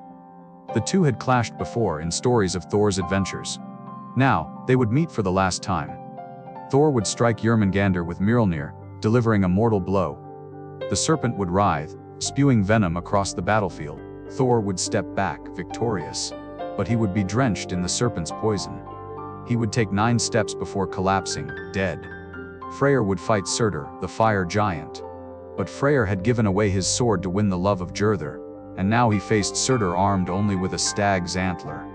He would fight valiantly, but he would be cut down, consumed by Surtur's flames.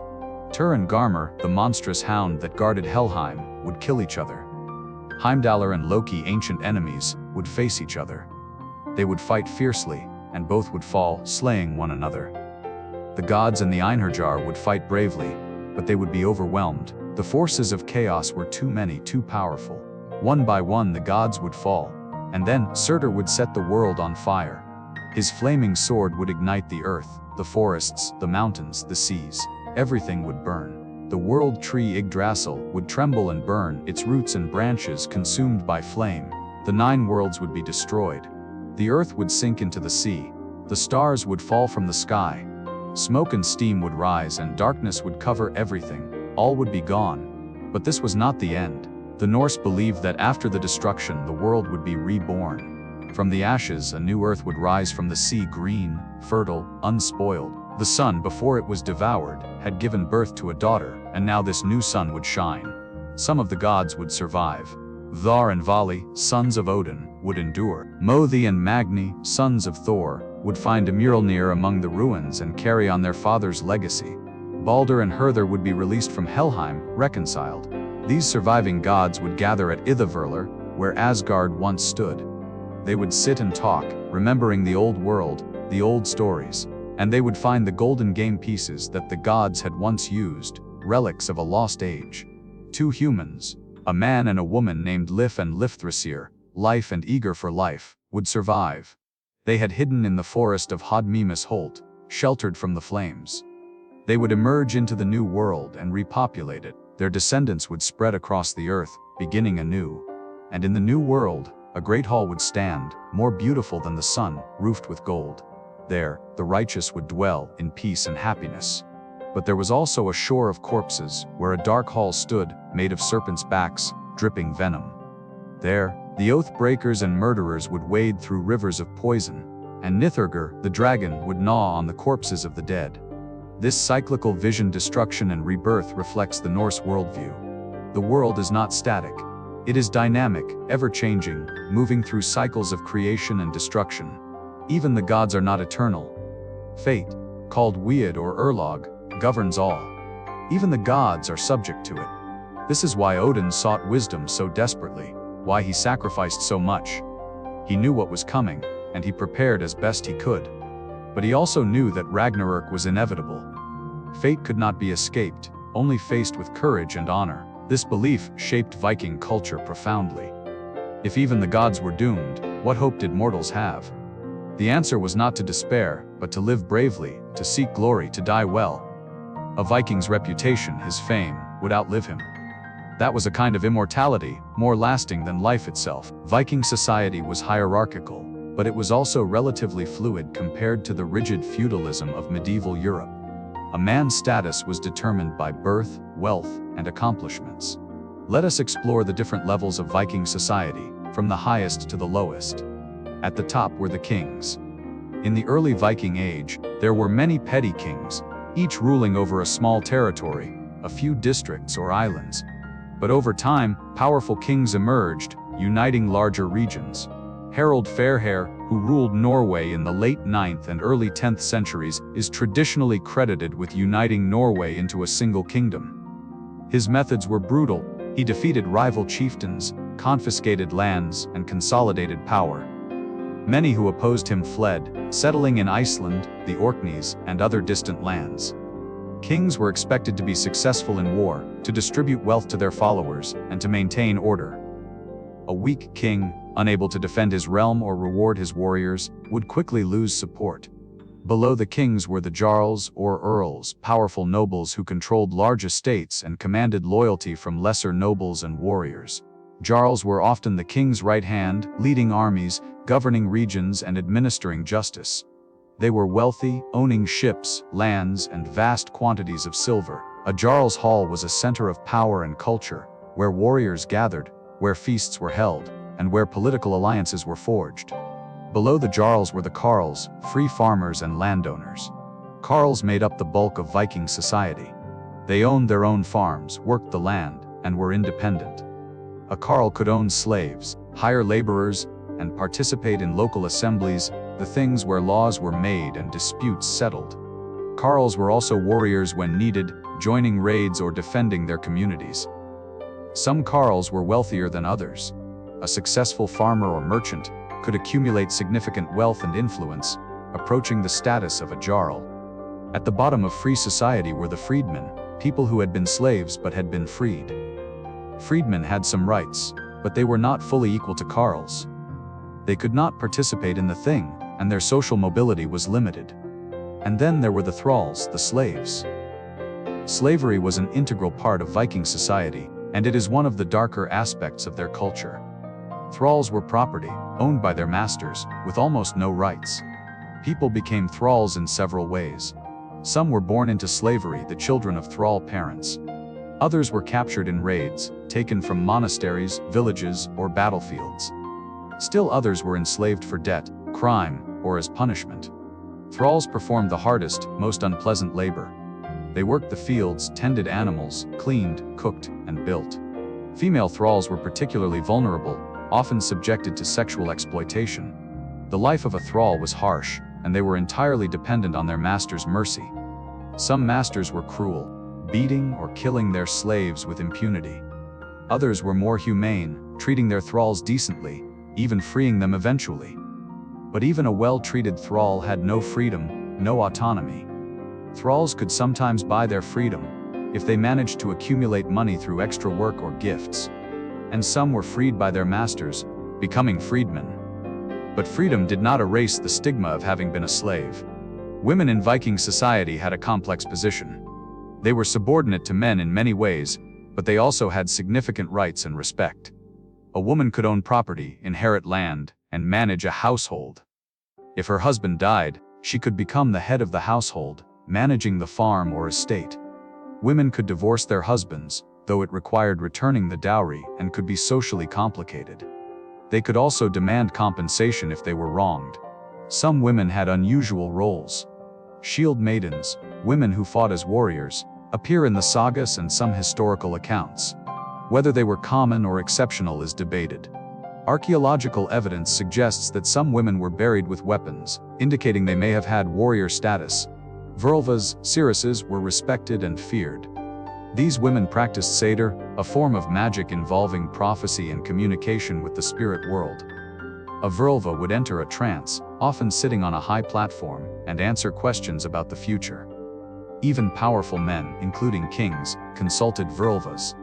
But satyr was also considered somewhat shameful, associated with femininity and the manipulation of fate, which made it suspect. Viking society was also governed by a strong sense of honor. Honor, reputation, and fame were paramount. A man's worth was judged by his deeds, his courage, his generosity, and his loyalty. To be called a coward, a liar, or a nithing, a person without honor, was a grave insult, one that could only be answered with violence. Feuds were a part of life. If a man was killed, his family was expected to seek vengeance or demand compensation, called wergild, blood money. The amount of wergild depended on the victim's status. Killing a thrall required little compensation. Killing a carl required more. Killing a jarl or a king could spark a war. Feuds could escalate, with killings leading to more killings, until entire families were decimated. The Thing, the assembly, tried to mediate disputes and prevent endless cycles of violence. But ultimately, honor often demanded action. Hospitality was sacred. A host was obliged to feed, shelter, and protect guests, even strangers. To harm a guest was a terrible crime, a violation of sacred trust. This custom ensured that travelers could find refuge, and it created bonds of reciprocity. Oaths were binding. To swear an oath, especially on a sacred ring kept in a temple, was to invoke the gods as witnesses. Breaking an oath was not just dishonorable, it was sacrilegious. Oath breakers were despised, and in the afterlife, they were condemned to wade through rivers of venom in Nastrand, the shore of corpses. Beyond the raids, the explorations, the myths, and the social structures, Vikings were ordinary people living ordinary lives. Let us explore the daily rhythms of Viking existence, the work, the play, the joys, and the hardships. We begin with the home, the center of Viking life. A typical Viking farmstead consisted of a longhouse and several outbuildings. The longhouse, as we have mentioned, was the main dwelling, built from timber in forested areas or from turf and stone where wood was scarce. It was long and narrow, often 50 to 100 feet in length, with a single large room. A central hearth, a long trench filled with stones and fire, ran down the middle of the room. This was the source of heat, light, and cooking. Smoke rose toward the roof and escaped through a hole or gaps in the thatch, though much of it lingered, making the air thick and acrid. Along the walls were benches, which served as seats during the day and beds at night. People slept on these benches, wrapped in furs and woolen blankets. Privacy was minimal, especially in winter when the household stayed indoors. At one end of the longhouse, the family lived. At the other, animals might be housed during the winter: cows, sheep, goats, providing body heat and making it easier to tend them. The smell was pungent, a mix of smoke, sweat, cooking, and animals, but the Vikings were accustomed to it. Outbuildings included barns for storing hay and grain, workshops for crafts, and sometimes a bathhouse, a sauna-like structure where people could steam and clean themselves. Daily life revolved around work. Farming was the foundation of the Viking economy. Men plowed the fields, using a simple wooden plow, often pulled by oxen. They sowed seeds by hand, scattering them over the prepared soil. The main crops were barley, oats, and rye, hardy grains that could grow in the northern climate. Wheat was rarer, grown only in the most favorable areas. Flax was also cultivated, used to make linen. Women and children helped with planting, weeding, and harvesting. The harvest was a critical time. The entire family worked from dawn to dusk, cutting the grain with sickles, binding it into sheaves, and bringing it to the barn for threshing. If the harvest failed, due to bad weather, pests, or disease, the family could face starvation. Vikings also raised animals. Cattle, sheep, goats, pigs, and chickens provided meat, milk, wool, and eggs. Horses were used for transportation and labor, and they were prized possessions. Cattle were especially valuable, a measure of wealth. A man's status could be judged by the size of his herd. Fishing was important, especially in coastal areas and in Iceland and Greenland. Fish, particularly cod, herring, and salmon, were caught using nets, hooks, and weirs. Fish could be dried, salted, or smoked, preserving it for months. Dried cod, called stockfish, was a staple food and a major trade commodity. Hunting supplemented the diet. Deer, boar, hares, and birds were hunted with bows, spears, and traps. In the far north, seals, walruses, and whales were hunted, providing meat, blubber, and valuable hides and ivory. Women managed the household. They cooked, making stews, porridges, and bread. Cooking was done over the hearth, in iron cauldrons or clay pots. Bread was baked on flat stones or in small ovens. Women also preserved food, salting meat, drying fish, and storing grains and vegetables for the winter. They brewed ale, the common drink, made from barley and flavored with herbs. Mead made from fermented honey was a special drink reserved for feasts and celebrations. Textile production was another crucial task. Women sheared sheep, washed and carded the wool, spun it into thread using a spindle and distaff, and then wove it into cloth on a vertical loom. This was time-consuming work. A single garment could take weeks to make. But cloth was essential, used for clothing, blankets, sails, and trade. Some women became highly skilled, producing fine, decorated fabrics that were prized and valuable. Women also made cheese and butter from milk, tasks that required skill and attention. Children, from a young age, participated in the work. Boys helped with farming, herding animals, and learning the skills they would need as men. Girls helped their mothers, learning to cook, weave, and manage a household. Play was limited, but children did have toys and games. They played with small carved figures, miniature weapons, and balls. They told stories, listened to their elders, and absorbed the culture and values of their society. By their early teens, children were expected to take on adult responsibilities. Boys might join a raid or a trading voyage, learning the skills of warriors and sailors. Girls might marry, often in their mid-teens, to men chosen by their families. Cleanliness and grooming were important to the Vikings, contrary to some stereotypes. They bathed regularly, often on Saturdays, which was called laugardagr, bathing day. They used saunas or bathed in rivers and lakes, even in winter. They washed with soap made from animal fat and lye. Vikings also cared about their appearance. Men combed and styled their hair and beards, sometimes braiding them or decorating them with beads. They used combs made from bone or antler, and many Viking graves contain these combs, indicating their importance. Women wore their hair long, often braided or tied up. They wore jewelry, brooches to fasten their clothing, necklaces, arm rings, and finger rings. These were not just decorative but also symbols of wealth and status. Entertainment and leisure were important. Long winter nights, when work was limited, were spent indoors. Families gathered around the hearth, telling stories, reciting poetry, playing games. Board games were popular. At Nefatafel, a strategy game similar to chess, was widely played. It involved a king and his defenders trying to escape from a larger force of attackers. Dice games were also common, often involving gambling, though this was sometimes frowned upon. Music was part of life. Vikings played simple instruments, lyres, pipes, drums. They sang songs, some joyful, some somber, recounting tales of gods and heroes. Storytelling was an art form. Skalds, poets, were highly respected. They composed and recited complex verses, praising chiefs, recounting battles, or exploring philosophical themes. The best skalds were remembered for generations, their words preserved in memory and later written down. Feasts were occasions for celebration. When a raid was successful, when a wedding was celebrated, when a great leader died, feasts were held. Tables were laden with food, roasted meats, fish, bread, cheese, fruits, nuts. Ale and mead flowed freely. People ate, drank, talked, laughed, and sang late into the night. Feasts reinforced social bonds, displayed wealth, and celebrated community. Religious rituals were woven into daily life. Before the conversion to Christianity, Vikings honored the gods through sacrifices, called blot. Animals, often horses or pigs, were sacrificed, their blood sprinkled on altars and on the people. The meat was then cooked and eaten in a communal feast. Blot were held at certain times of the year in autumn, to ensure a good harvest in winter, for prosperity in spring, for victory. Temples, though rare and simple by Christian standards, existed in some places. More often, sacred sites were outdoors, groves, springs, rocks. The gods were invoked for protection, guidance, and favor. But the Vikings were also pragmatic. They did not expect the gods to intervene constantly in their lives. They understood that life was hard, that fate was inexorable, and that they had to rely on their own strength and cunning. As Christianity spread, the old practices declined. By the 11th century, most of Scandinavia had converted.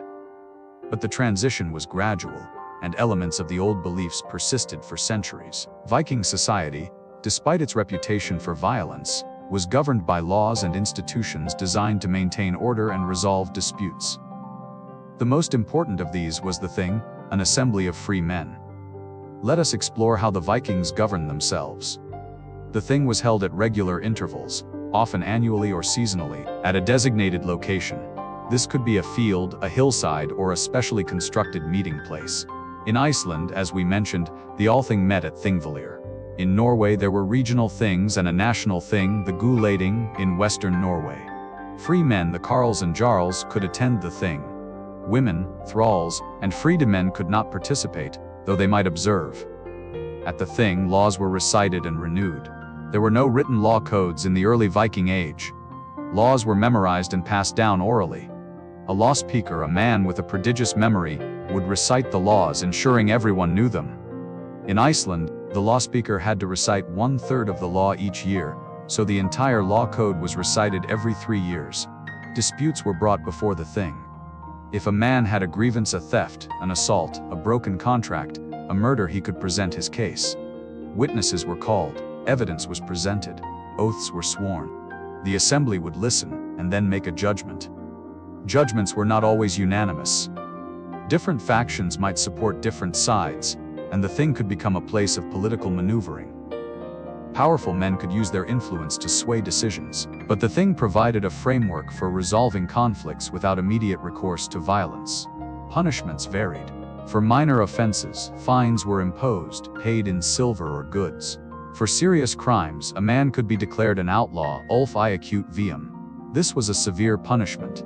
An outlaw lost all legal protection. Anyone could kill him without penalty, and his property was forfeit. He had to flee to live as a fugitive, often in the wilderness or in exile abroad. Some outlaws became legendary, like the Icelandic hero Grettir the Strong, whose saga recounts his years as an outlaw, fighting monsters and surviving against all odds. But for most, outlawry meant a lonely, desperate existence. The Thing was also a social event. People traveled from far and wide, meeting friends, making deals, arranging marriages. Merchants set up stalls selling goods. Young men competed in athletic contests, wrestling, running, swimming. Bonds were formed, alliances forged, and the community was strengthened. The Thing embodied Viking values: independence, participation, the rule of law. But it was not democratic in the modern sense. Power and wealth mattered. A poor man had little influence, while a powerful jarl could dominate proceedings. Still, the Thing was remarkable for its time, a place where free men could voice their opinions and seek justice. Viking law was also based on compensation rather than punishment. If a man was killed, his family could demand wergild from the killer. The amount depended on the victim's status. If the wergild was paid, the matter was settled, and vengeance was not pursued. But if it was not paid, the victim's family had the right, even the duty, to seek revenge. This system attempted to limit feuds, turning them into financial transactions, but it did not always work. Honor and pride often demanded blood, not silver, and so feuds persisted, sometimes for generations. Oaths were central to Viking law. To swear an oath was to stake one's honor and invoke the gods. In legal proceedings, oath swearing was common. A man accused of a crime could swear an oath proclaiming his innocence. He could also bring oath helpers, men of good reputation who would swear that his oath was true. The more oath helpers, the stronger the claim. But perjury, lying under oath, was a terrible crime. It destroyed a man's reputation and could result in outlawry or worse. In cases where evidence was unclear, trial by ordeal might be used. The accused would undergo a physical test, such as carrying a hot iron or plunging a hand into boiling water. After a set time, the wounds were examined. If they were healing cleanly, the person was innocent. If infected, guilty. This was based on the belief that the gods would intervene to protect the innocent. Trial by combat was also possible. Two men would fight, and the victor was considered to be in the right, favored by the gods. This was most common in disputes where honor was at stake. Duels, called holmgang, were fought on a small island or a marked-out area. They followed strict rules, a certain number of shields, the use of specific weapons, and the fight ending when blood was drawn or one party yielded. But duels could also be deadly, and they were eventually banned as Christianity spread. The church condemned the practice. Viking governance evolved over time. As kingdoms consolidated, the power of kings increased. Kings began to issue laws, collect taxes, and establish courts. The thing remained, but its power diminished. By the end of the Viking Age, Scandinavia was transforming into feudal monarchies, more similar to the rest of medieval Europe. But the legacy of the thing endured. The idea that law should be public, that disputes should be resolved through assembly, that free men should have a voice. These ideas influenced later legal and political developments. We have delved into the world of Norse mythology, meeting the gods and witnessing the apocalyptic vision of Ragnarok. We have explored Viking society, from the kings and jarls to the carls and thralls. We have walked through the daily life of the Vikings, seen their work, their play, their customs and beliefs. And we have understood how they governed themselves, through laws, assemblies, and a code of honor. But there is still more to discover. We have yet to explore the end of the Viking Age, the conversion to Christianity, and the transformation of Scandinavia. We have yet to see the legacy of the Vikings, how their culture, their language, their achievements continue to influence the world today. And we have yet to reflect on who the Vikings truly were, beyond the myths and stereotypes. As we continue, we will witness the twilight of the Viking Age, the forces that brought it to an end, and the new world that emerged. But for now, rest. Let the images settle, the gods in Asgard, the wolves chasing the sun, the thing assembly, the longhouse hearth. Breathe deeply, and drift towards sleep. We will conclude our journey soon. As the Viking Age progressed, a profound transformation was taking place across Scandinavia. Christianity, the religion of the lands the Vikings had raided, was spreading northward. This was not a sudden conversion, but a gradual process spanning centuries, marked by conflict, compromise, and change. Let us explore how the Vikings, who had worshipped Odin and Thor, came to embrace the Christian God. The first Vikings to encounter Christianity were the raiders and traders. When they attacked monasteries, they saw the wealth of the church. When they traded in Christian cities, they encountered Christian customs. Some Vikings, particularly those who settled in Christian lands, converted for practical reasons. In England, France, and Ireland, Viking settlers often converted to integrate into their new communities, to marry local women, to conduct business, and to avoid persecution. Conversion opened doors, created opportunities, and made life easier. But conversion was often superficial. A Viking might be baptized, but he might still invoke Thor in battle, still sacrifice to Odin, still believe in the old ways. For many, Christianity and paganism coexisted at least for a time. Some Vikings wore crosses alongside Thor's hammer amulets, hedging their bets, appealing to all available divine powers. But gradually, Christianity gained ground in Scandinavia itself. Christian missionaries, brave and determined, ventured into the pagan north. One of the earliest was Saint Ansgar, a Frankish monk who traveled to Denmark and Sweden in the 9th century. He established churches, baptized converts, and endured hardship and persecution. But his missions had limited success. The Vikings were not hostile to Christianity per se, but they were not eager to abandon their ancestral gods. The real turning point came when Scandinavian kings began to convert. Kings had the power to influence, even compel, their subjects to follow their example, and kings had reasons to convert beyond personal faith. Christianity was the religion of the powerful kingdoms of Europe. To be Christian was to be part of Christendom, to have allies, to trade on equal terms, to marry into European royal families. Remaining pagan isolated Scandinavia marked it as backward, as barbarian. In Denmark, King Harald Bluetooth converted around the year 960. According to tradition, Harald was convinced by a missionary named Popo, who demonstrated the power of the Christian God by carrying a red-hot iron without being burned.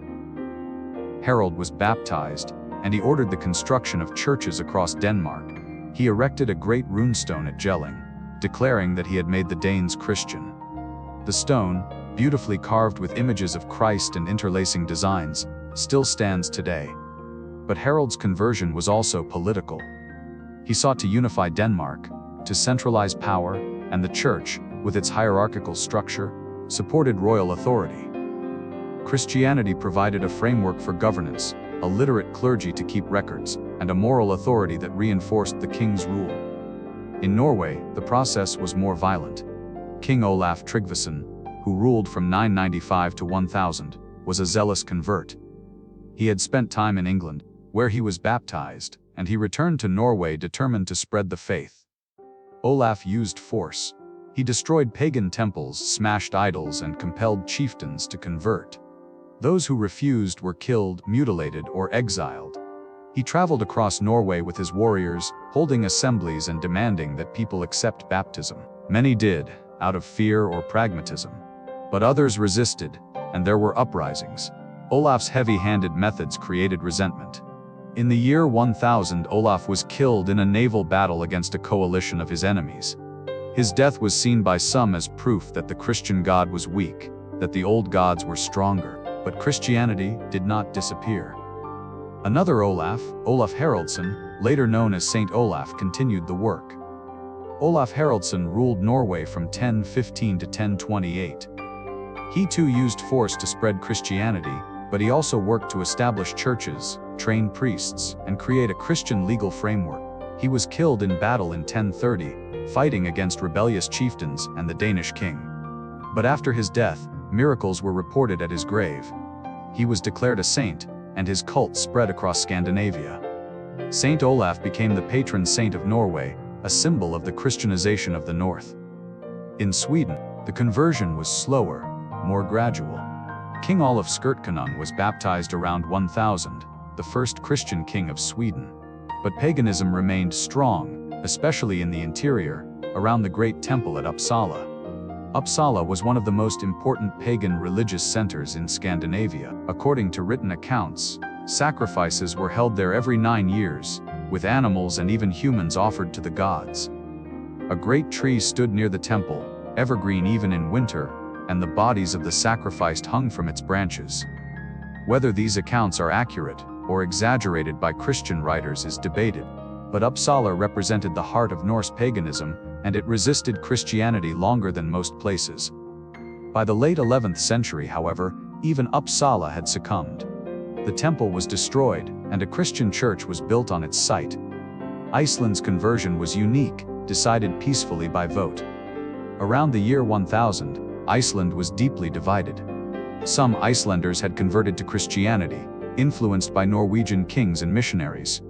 Others remained pagan, loyal to the old gods. The division threatened to tear Icelandic society apart, leading to violence and civil war.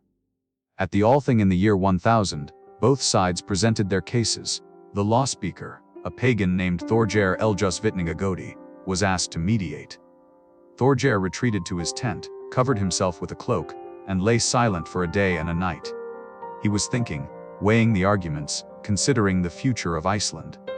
When he emerged, he addressed the assembly. He argued that if Iceland had 2 religions, it would have 2 laws, and the society would split. For the sake of unity, 1 law, 1 faith, was necessary. Thorgeir declared that Iceland would become Christian. All Icelanders would be baptized, churches would be built, and Christian laws would be observed. But he also made concessions. In private, people could still practice the old ways. They could still eat horse meat, expose unwanted infants, and sacrifice to the gods in secret. This compromise allowed the transition to proceed peacefully. Over time, the private allowances faded, and Iceland became fully Christian.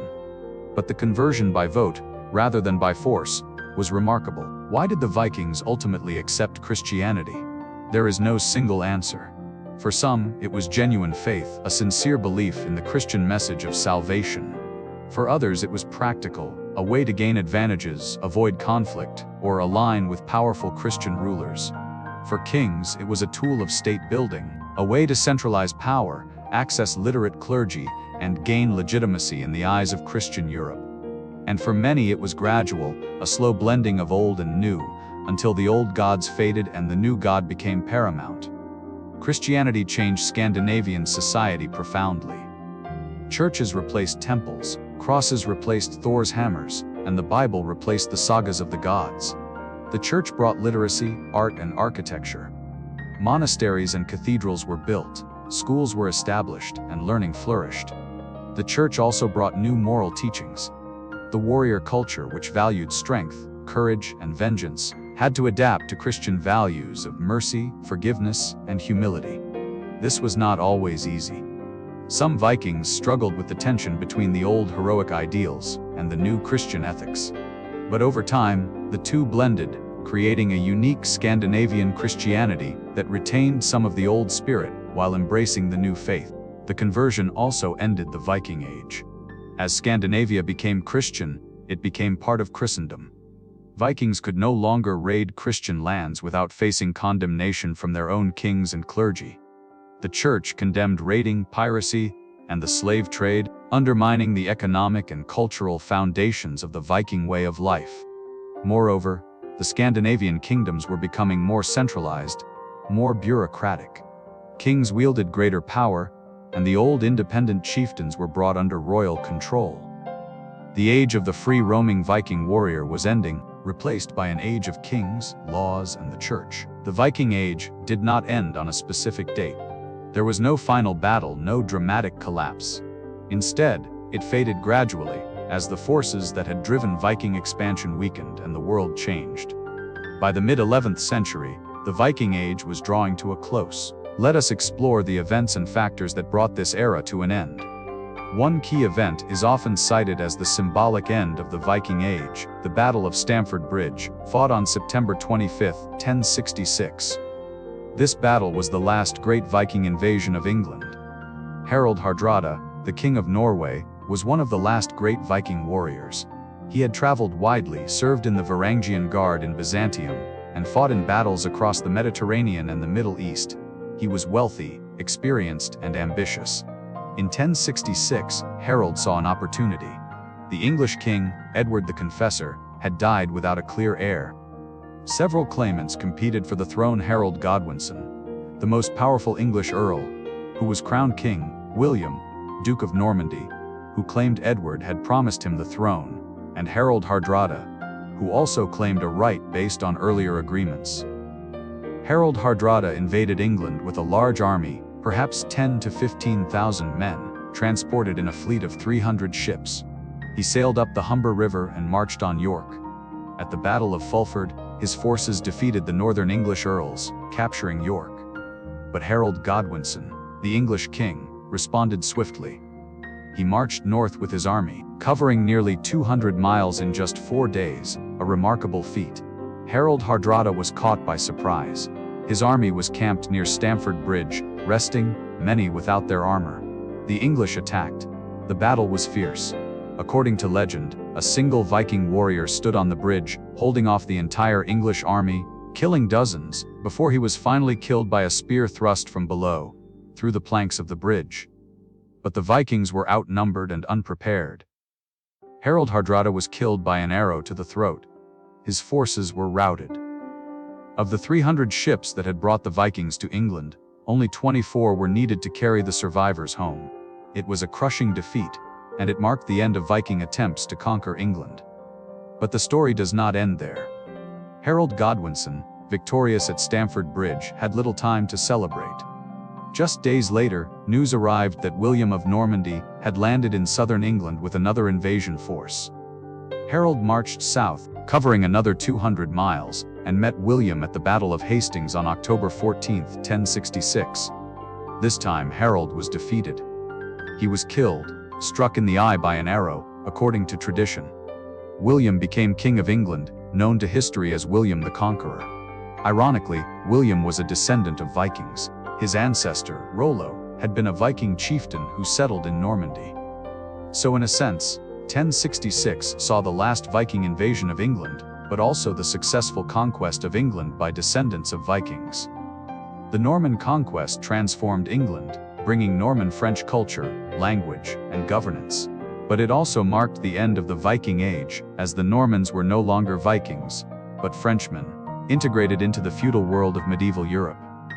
Beyond England, other factors were bringing the Viking Age to an end.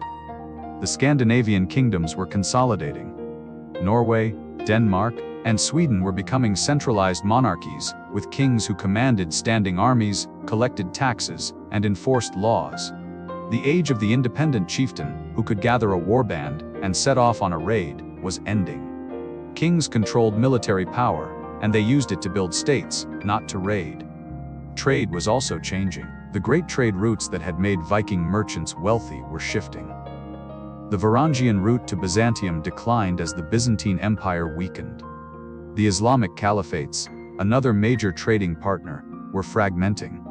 And Western Europe was developing its own merchant networks, reducing the need for Scandinavian intermediaries. The Viking economic model, based on raiding, trading, and tribute, was becoming obsolete.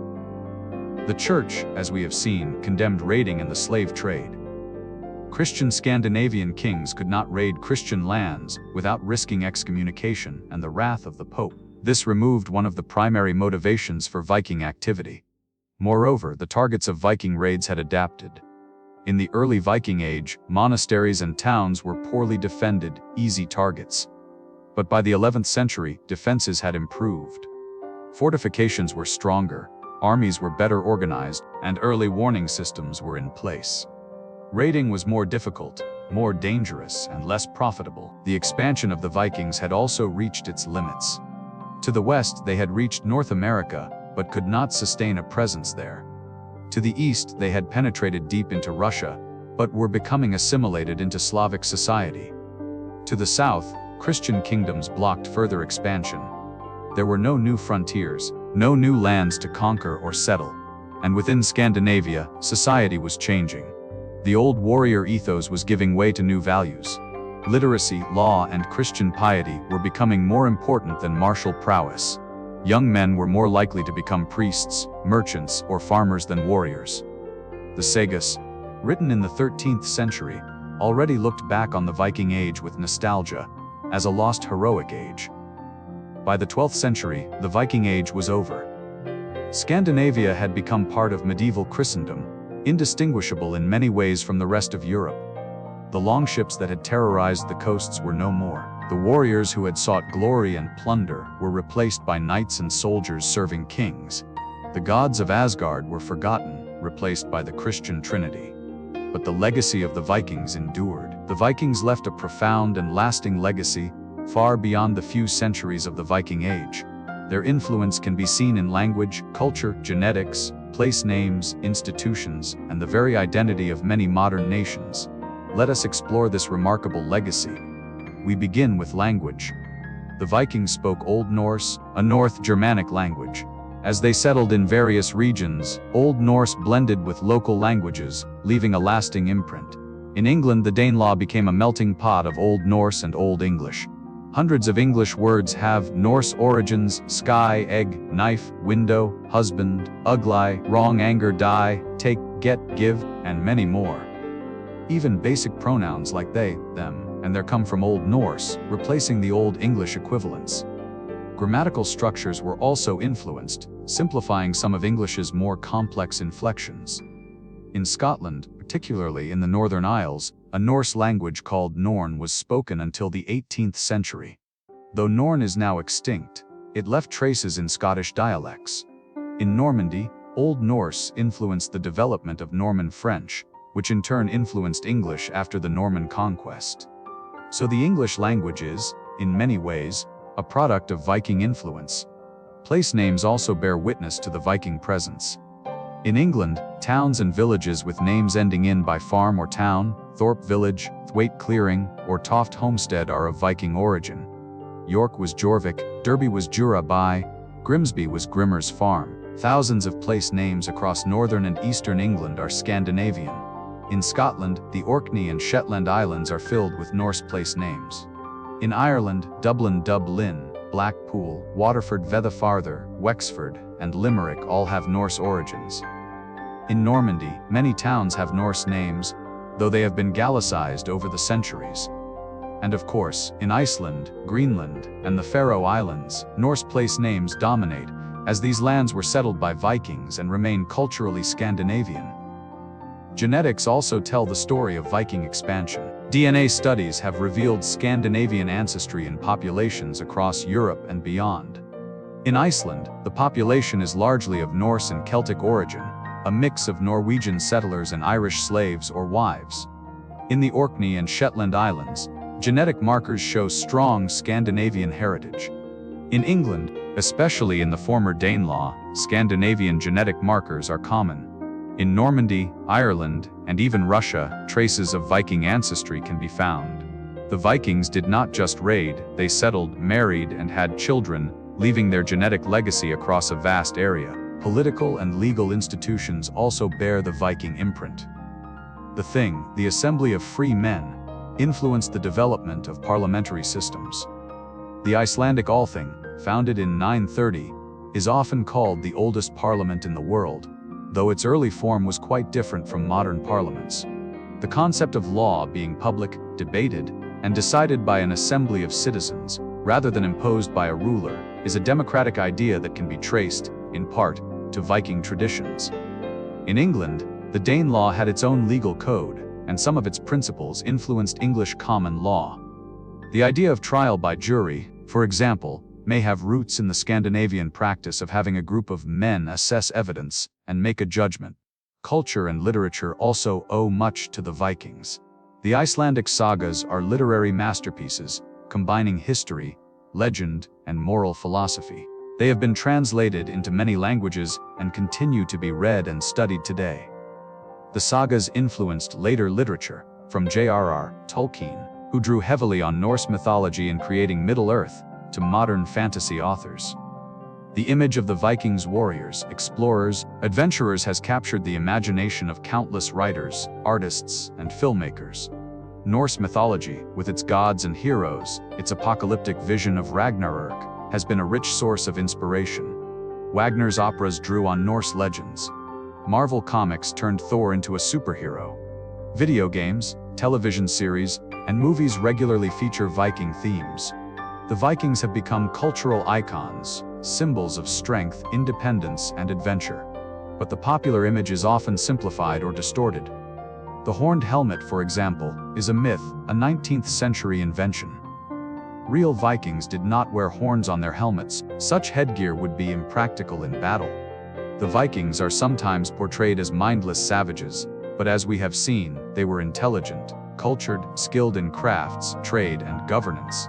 They were also sometimes romanticized as noble, freedom-loving heroes, when in reality, they were slavers, raiders, and often brutal. The truth is more complex. The Vikings were people, with all the virtues and vices that entails.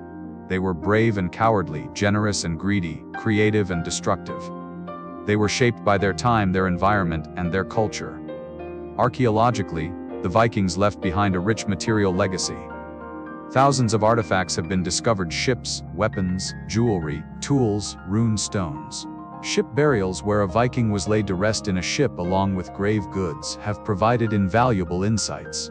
The Oseberg ship, discovered in Norway in 1904, contained the remains of 2 women, along with a beautifully carved wooden ship, textiles, furniture, and even a cart. The Gokstad ship, another Norwegian find, was a seaworthy vessel, demonstrating the craftsmanship and skill of Viking shipbuilders. Hoards of silver, buried and never recovered, tell of turbulent times, of wealth accumulated and lost. Rune stones, erected to commemorate the dead, often with intricate carvings and inscriptions, the Scandinavian landscape. These stones tell stories of voyages, battles, and personal relationships, preserving memories in stone. Modern nations also claim the Viking legacy. Norway, Sweden, and Denmark all celebrate their Viking heritage. Museums display Viking artifacts, festivals reenact Viking life, and national identity is partly constructed around the Viking past. Iceland, though small, takes immense pride in its Viking roots and its unique preservation of the sagas and the Old Norse language. Even nations like Russia acknowledge the role of the Rus Vikings in their early history. The city of Novgorod celebrates its Viking founders, and the legacy of the Varangians is part of Russian historical consciousness. In the British Isles, the Viking heritage is more ambivalent. The Vikings are remembered both as invaders who caused destruction and as settlers who contributed to the culture and development of England, Ireland, and Scotland. But the fascination with Vikings is not limited to these regions. Around the world, people are drawn to the Viking story, to their ships, their sagas, their gods. Viking reenactment groups, historical societies, and academic programs thrive. The Vikings have become a global phenomenon, a symbol of a time when the world was vast and mysterious, when adventure was possible, and when a man's deeds could echo through eternity. As we near the end of our journey, let us pause and reflect. Who were the Vikings really? Beyond the myths, the legends, the stereotypes, who were these people? The Vikings were farmers and fishermen, living in a harsh, beautiful land. They were shaped by the cold, the sea, the long winters, and the brief, glorious summers. They learned to be resourceful, resilient, and self-reliant. They were warriors, yes, but not because they were inherently violent. They were warriors because their culture valued strength, courage, and the pursuit of glory. In a world without strong central governments, where survival often depended on the ability to defend oneself, martial skill was essential. And in a world where opportunities at home were limited, where land was scarce and competition fierce, raiding offered a path to wealth and status. The Vikings were explorers, driven by curiosity and ambition. They crossed oceans, discovered new lands, and pushed the boundaries of the known world. They reached Iceland, Greenland, and North America, feats of navigation and endurance that were not equaled by Europeans for centuries. They traveled the rivers of Russia, reaching Constantinople and Baghdad, connecting distant cultures, facilitating trade and exchange. The Vikings were traders, pragmatic and entrepreneurial. They saw opportunities and seized them, establishing trade networks that spanned continents. They brought goods from the far north, furs, ivory, amber, and exchanged them for silver, silk, and spices. They built towns, fostered commerce, and contributed to the economic development of medieval Europe. The Vikings were settlers, seeking new homes, new beginnings. They established communities in hostile lands, adapting to local conditions, intermarrying with local populations, and over time, becoming part of the societies they had once raided. The Vikings were also deeply religious, though their religion was different from the Christianity that eventually replaced it. They believed in gods who were powerful but not omnipotent, who struggled and suffered, who faced their own doom. This belief system reflected the Viking worldview: life is hard, fate is inexorable, but honor and courage can transcend death. The Vikings were poets and storytellers, creating a rich literary and oral tradition. The sagas, the Eddas, the skaldic poetry, these were not just entertainment. They were the repositories of cultural values, historical memory, and moral instruction. They celebrated heroes, explored complex ethical dilemmas, and provided a sense of continuity and identity. The Vikings were craftsmen, creating objects of beauty and utility. Their metalwork, wood carving, and textiles demonstrate skill, artistry, and attention to detail. The intricate designs found on Viking jewelry, ship prows, and runestones are testaments to their aesthetic sensibility. The Vikings were also flawed. They practiced slavery, treating human beings as property, buying and selling them without regard for their suffering. They could be brutal, cruel, and ruthless, especially toward those they considered enemies or outsiders. They valued honor and reputation above almost everything else, which sometimes led to senseless violence and destructive feuds. But they were also capable of great loyalty, generosity, and love. They valued kinship, hospitality, and the bonds of community. They cared deeply about their families, their reputations, and their place in the world. So who were the Vikings? They were human beings, living in a particular time and place, shaped by their environment and their culture. They were complex, contradictory, capable of great deeds and terrible acts. They were, in short, like us. And perhaps that is why we are still fascinated by them. They remind us of possibilities, of a time when the world seemed larger, when adventure was real, when individual actions mattered. They remind us that history is made by people, not by abstract forces, and that ordinary individuals can achieve extraordinary things. The Viking Age was a brief moment in history, lasting only a few centuries. But its impact was profound and enduring. The Vikings changed the map of Europe, founded cities and nations, influenced languages and cultures, and left a legacy that is still felt today. And the stories they told, the sagas and myths, continue to inspire, to challenge, and to entertain. The gods may be gone, the longships rotted, the warriors dust. But the spirit of the Vikings, the courage, the curiosity, the relentless drive to explore and achieve, that spirit endures. It is a part of our shared human heritage, a reminder of what we are capable of, for better and for worse. The influence of the Vikings extends into the modern world in surprising ways. Let us explore some of the connections between the Viking Age and today. The days of the week in English and other Germanic languages are named after Norse gods. Tuesday is Tyr's Day, named after the god Tyr. Wednesday is Woden's Day, Woden being the Anglo-Saxon equivalent of Odin. Thursday is Thor's Day. Friday is Frigg's Day, or possibly Freyja's Day, named after the goddess of love. Every week we invoke the names of the Norse gods, a small but persistent reminder of their legacy. Modern Scandinavian countries are direct descendants of the Viking kingdoms. Norway, Sweden, and Denmark trace their histories back to the consolidation of power by Viking Age kings. Their languages, Norwegian, Swedish, and Danish, are descendants of Old Norse. Their cultures retain elements of Viking heritage in traditions, folklore, and national identity. Iceland is perhaps the most direct inheritor of Viking culture. The Icelandic language has changed little since the Viking Age. Modern Icelanders can read the medieval sagas with relative ease, a unique linguistic continuity. Iceland's Althing, though reformed and modernized, is the same institution founded in 930, making it one of the oldest continuous legislative bodies in the world. The Viking revival in the 19th century, during the Romantic era, reshaped how the Vikings were perceived. Scholars, artists, and nationalists in Scandinavia looked back to the Viking Age as a golden age, a time of independence, strength, and cultural achievement. This revival influenced art, literature, and politics, and it contributed to the rise of nationalism in Norway, leading to its independence from Sweden in 1905. But the Viking legacy is not confined to Scandinavia. In Russia, the early medieval state of Kievan Rus was founded by Swedish Vikings. Though the Rus assimilated into Slavic culture, their foundational role is acknowledged, and the name Russia itself derives from Rus. In Normandy, the descendants of Vikings became the Normans, who went on to conquer England, Sicily, and parts of the Mediterranean. The Normans were instrumental in shaping medieval Europe, and their legacy includes the English monarchy, the Domesday Book, and the feudal system in England. In the British Isles, Viking influence is pervasive. The Danelaw left a lasting mark on English culture, language, and law. The cities founded or developed by Vikings, York, Dublin, Limerick, are still major urban centers. The genetic heritage of the Vikings is evident in the populations of northern and eastern England, Scotland, and Ireland. In popular culture, the Vikings have experienced a resurgence.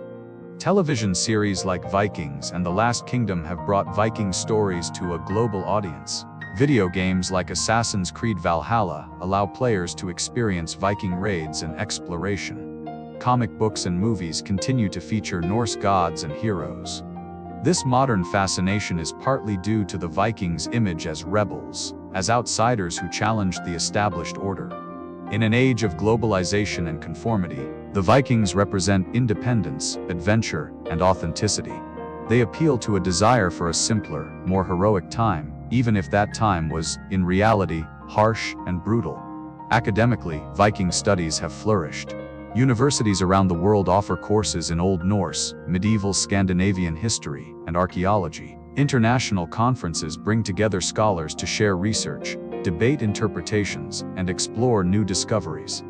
Archaeological excavations continue to uncover new sites, new artifacts, and new insights. The study of the Vikings is a vibrant, dynamic field, constantly evolving as new evidence comes to light. The Vikings also inspire modern values and debates. The Viking thing, with its emphasis on assembly, debate, and consensus, is sometimes invoked as an early form of democracy. The relative equality and rights of Viking women, compared to women in other medieval societies, are highlighted in discussions of gender equality. The Vikings' exploration and navigation skills are celebrated as examples of human ingenuity and determination. But the darker aspects are not ignored. The Vikings' practice of slavery, their brutality in warfare, and their raids on defenseless communities are also part of the legacy. Modern scholarship strives for a balanced view, acknowledging both the achievements and the atrocities. The Vikings were neither noble savages nor bloodthirsty barbarians. They were people, with virtues and flaws, shaped by their time and circumstances. Understanding them requires nuance, empathy, and a willingness to see the complexity of human history. And so, our journey through the Viking Age comes to an end. We have sailed across the North Atlantic, from the fjords of Norway to the icy shores of Greenland, to the mysterious coast of Vinland. We have traveled the rivers of Russia, trading in Constantinople, serving in the Varangian Guard. We have raided monasteries, settled in foreign lands, and fought in great battles. We have met the gods in Asgard, witnessed Ragnarok, and explored the 9 worlds. We have walked through Viking society, from the king's hall to the thrall's hovel, understanding the structures and values that defined their world. We have witnessed the conversion to Christianity, the end of the Viking Age, and the transformation of Scandinavia. And we have traced the legacy of the Vikings, seeing how their influence continues to shape our world. The Vikings were a remarkable people. They emerged from the cold north, a land of harsh beauty, and for 3 centuries, they shaped the course of history. They were raiders who terrorized Europe, but they were also traders, explorers, settlers, poets, and craftsmen. They worshipped gods who faced their own doom, and they believed in a cyclical cosmos where destruction was always followed by rebirth. They valued courage, honor, and fame above all else, believing that a man's reputation could outlive death. They built ships that were marvels of engineering, crossed oceans that terrified others, and discovered lands that would not be reached again for centuries. They established kingdoms and cities, influenced languages and cultures, and left a genetic and cultural legacy that endures to this day. But they were also human. They loved and hated, hoped and feared, succeeded and failed. They were capable of great cruelty and great kindness. They were, in the end, people like us, trying to make their way in a difficult world, seeking meaning, seeking glory, seeking to be remembered. The Viking Age was a unique moment in history.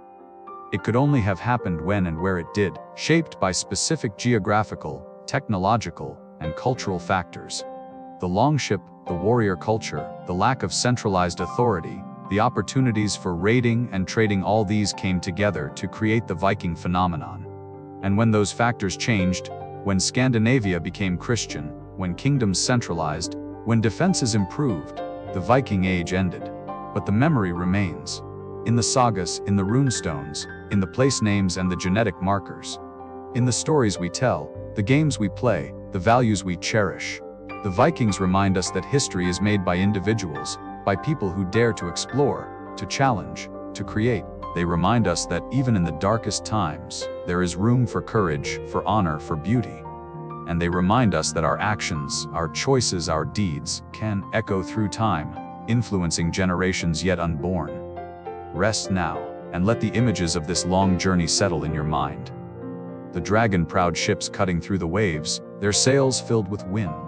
The warriors in their shield wall, axes and swords flashing.